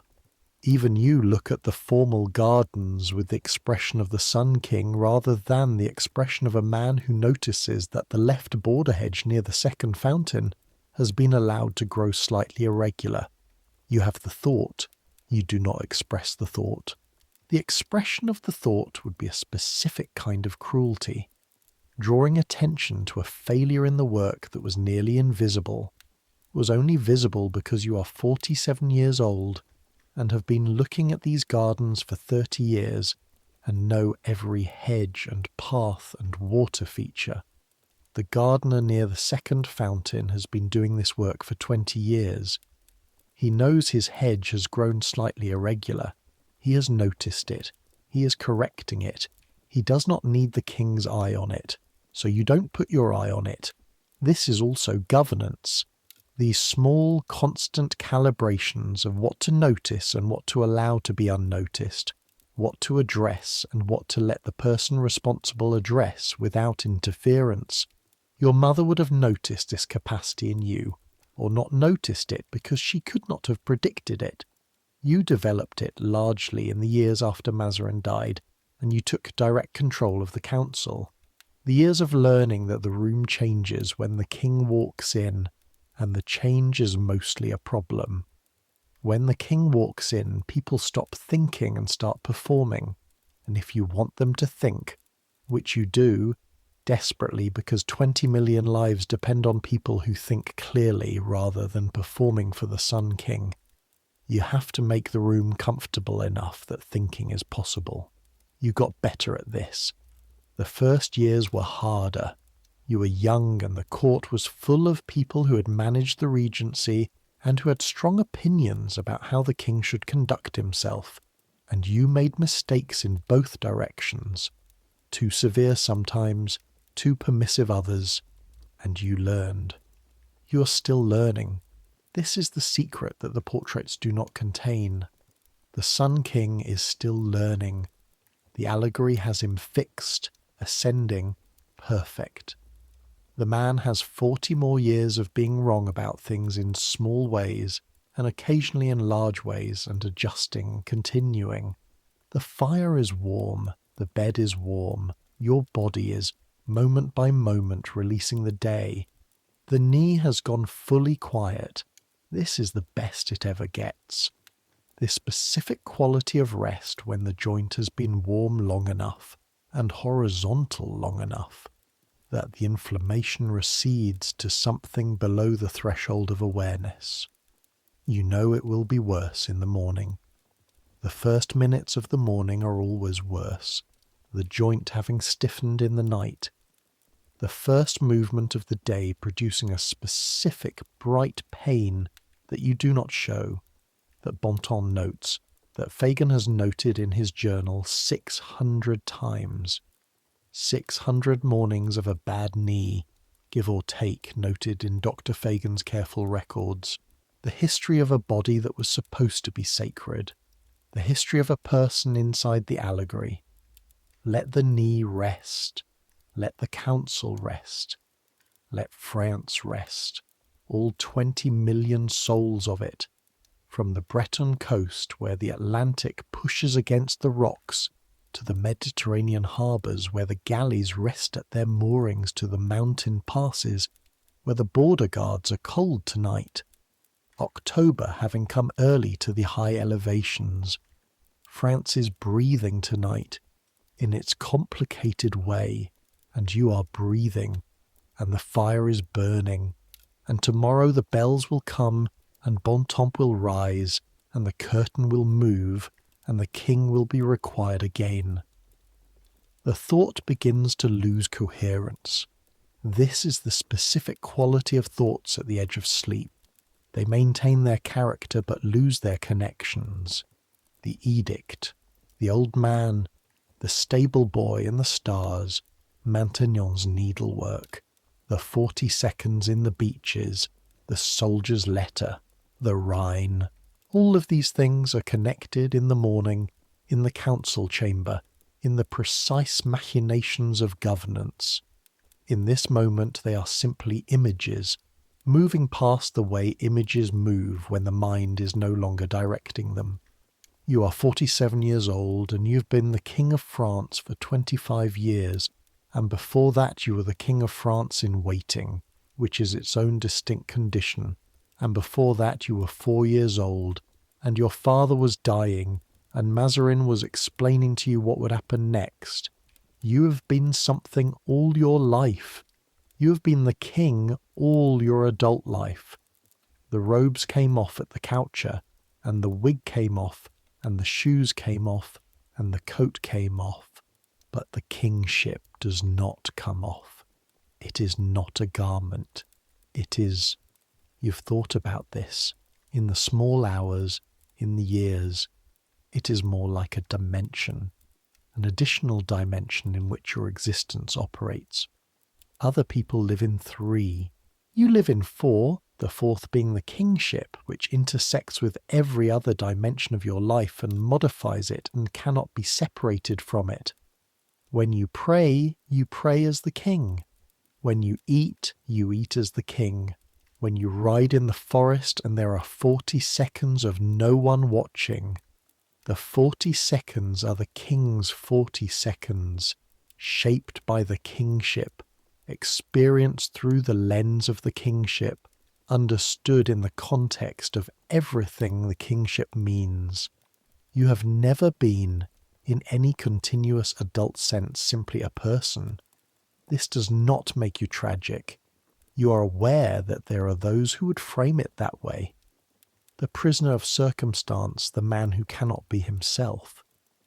And this framing is both true and false. The way all framings of things this complicated are both true and false. You're also the person who built the greatest garden in Europe because you genuinely love gardens. You're also the person who laughed twice at Tartuffe genuinely, at the specific things in the play that were funny. You're also the person who spent 20 minutes looking at Luxembourg's cavalry drawings and finding the weak point, and found, in that finding, a pleasure that was not kingly at all, but just the pleasure of a problem properly solved. You are the king. You are also, inside the king, a person. Both are real. Both are here. The night is very quiet now. The fire is low. Bontemps' breathing is the slow rhythm of genuine sleep. Outside, the October frost that was predicted is beginning. You cannot see it. Your eyes are closed, your face turned toward the pillow. But in the gardens, on the grass of the parterre, on the stone balustrades and the iron railings and the curved surfaces of the fountain basins, the first frost is forming. Crystal by crystal, the water in the air is becoming structure. By morning there will be white on everything. The clipped hedges will be furred with it. The stone will be pale. The light, when it comes, will come through air made slightly sharper by the cold, and the lever will begin. The knock on the outer door, Bontemps rising, the curtain drawn back, the transformation beginning again, layer by layer, from the man in the bed to the symbol in the hall of mirrors, and you will be there for all of it, for the shoes and the wig and the council and the hunt and the garden and the grand couvert, for the decisions and the consequences of decisions and the new information that makes yesterday's decisions look different and the new decisions required by that new information. All of it. You will be there for all of it. But first, sleep. First, this. The 47th year of a body that has been doing extraordinary things since it was 4 years old. The knee that has done the day's work and is quieter now. The hands that signed the letters and held the reins and traced the cavalry drawings and ate the soup. The mind that has held the council and the audience and the theatre and the corridor conversation with Croissy and the 40 seconds in the beaches and the old man's breaking voice and all the rest. Let them rest. Let the king rest. Let France do what France does in the night, which is breathe and struggle and dream in its 20 million ways, and let the man in the bed on the dais at the centre of the most magnificent building in the world simply be. For these few hours, what everything that breathes is in the dark. Asleep. The clock on the mantel will strike midnight, then 1, then 2, when the night tender will add wood to the fire without waking you, or will attempt to without waking you. because sometimes even the most practiced servants make a sound and you will surface briefly, register the fire, register nothing alarming, and go back. The dispatches from Paris will arrive at 1 in the morning. They will be sorted by the night secretary in the outer office, and the urgent ones noted for the morning briefing. Nothing tonight is urgent in the way that requires waking the king. Nothing tonight is the kind of news that requires the king to be awake. France is safe enough tonight, and you have done what the day required, and there is nothing more to do until morning, when the bells begin, and bon ton rises, and the curtain moves. Centuries from now, the tourists who walk the Hall of Mirrors will stop under the painted ceilings and look up at the battle scenes in their gilt frames, and they will be looking at the victories you won, and the decisions you made, and the France you built. They will look at the Sun King allegories, Apollo at the centre of everything, the sun that all the planets orbit, and they will understand the image. They will not walk past the attic corridor where the servants shivered in October. They will not see the morning inventory of the body. They will not hear the old man's voice. They will see the gold, and the gold is true. The gold is real. It cost what it cost, and it exists, and it will exist, and it is genuinely magnificent, genuinely extraordinary, the achievement of a real ambition executed by real hands over real decades. But it is only part of the truth. The other part is here, is always here, underneath the gold, behind the mirrors, in the body that gets into the bed, and the mind that carries the weight that cannot be put down completely even in sleep, and the 4 hours of genuine rest before the knock on the outer door comes again. This is what it was. This is what it is. Good night. Good night to the Sun King. Good night to the man in the bed. Good night to Versailles, to the 10,000 sleepers in their various rooms, to the stable boy who watched the stars, to the laundress who prefers the quiet hours, to the night guard calling the time at the end of the corridor. Good night to France, to the 20 million people in their farms and cities and ships and forests, to the Breton who is cold this October, and the Burgundian who is comfortable, and the Protestant in Lyon who does not yet know what is coming.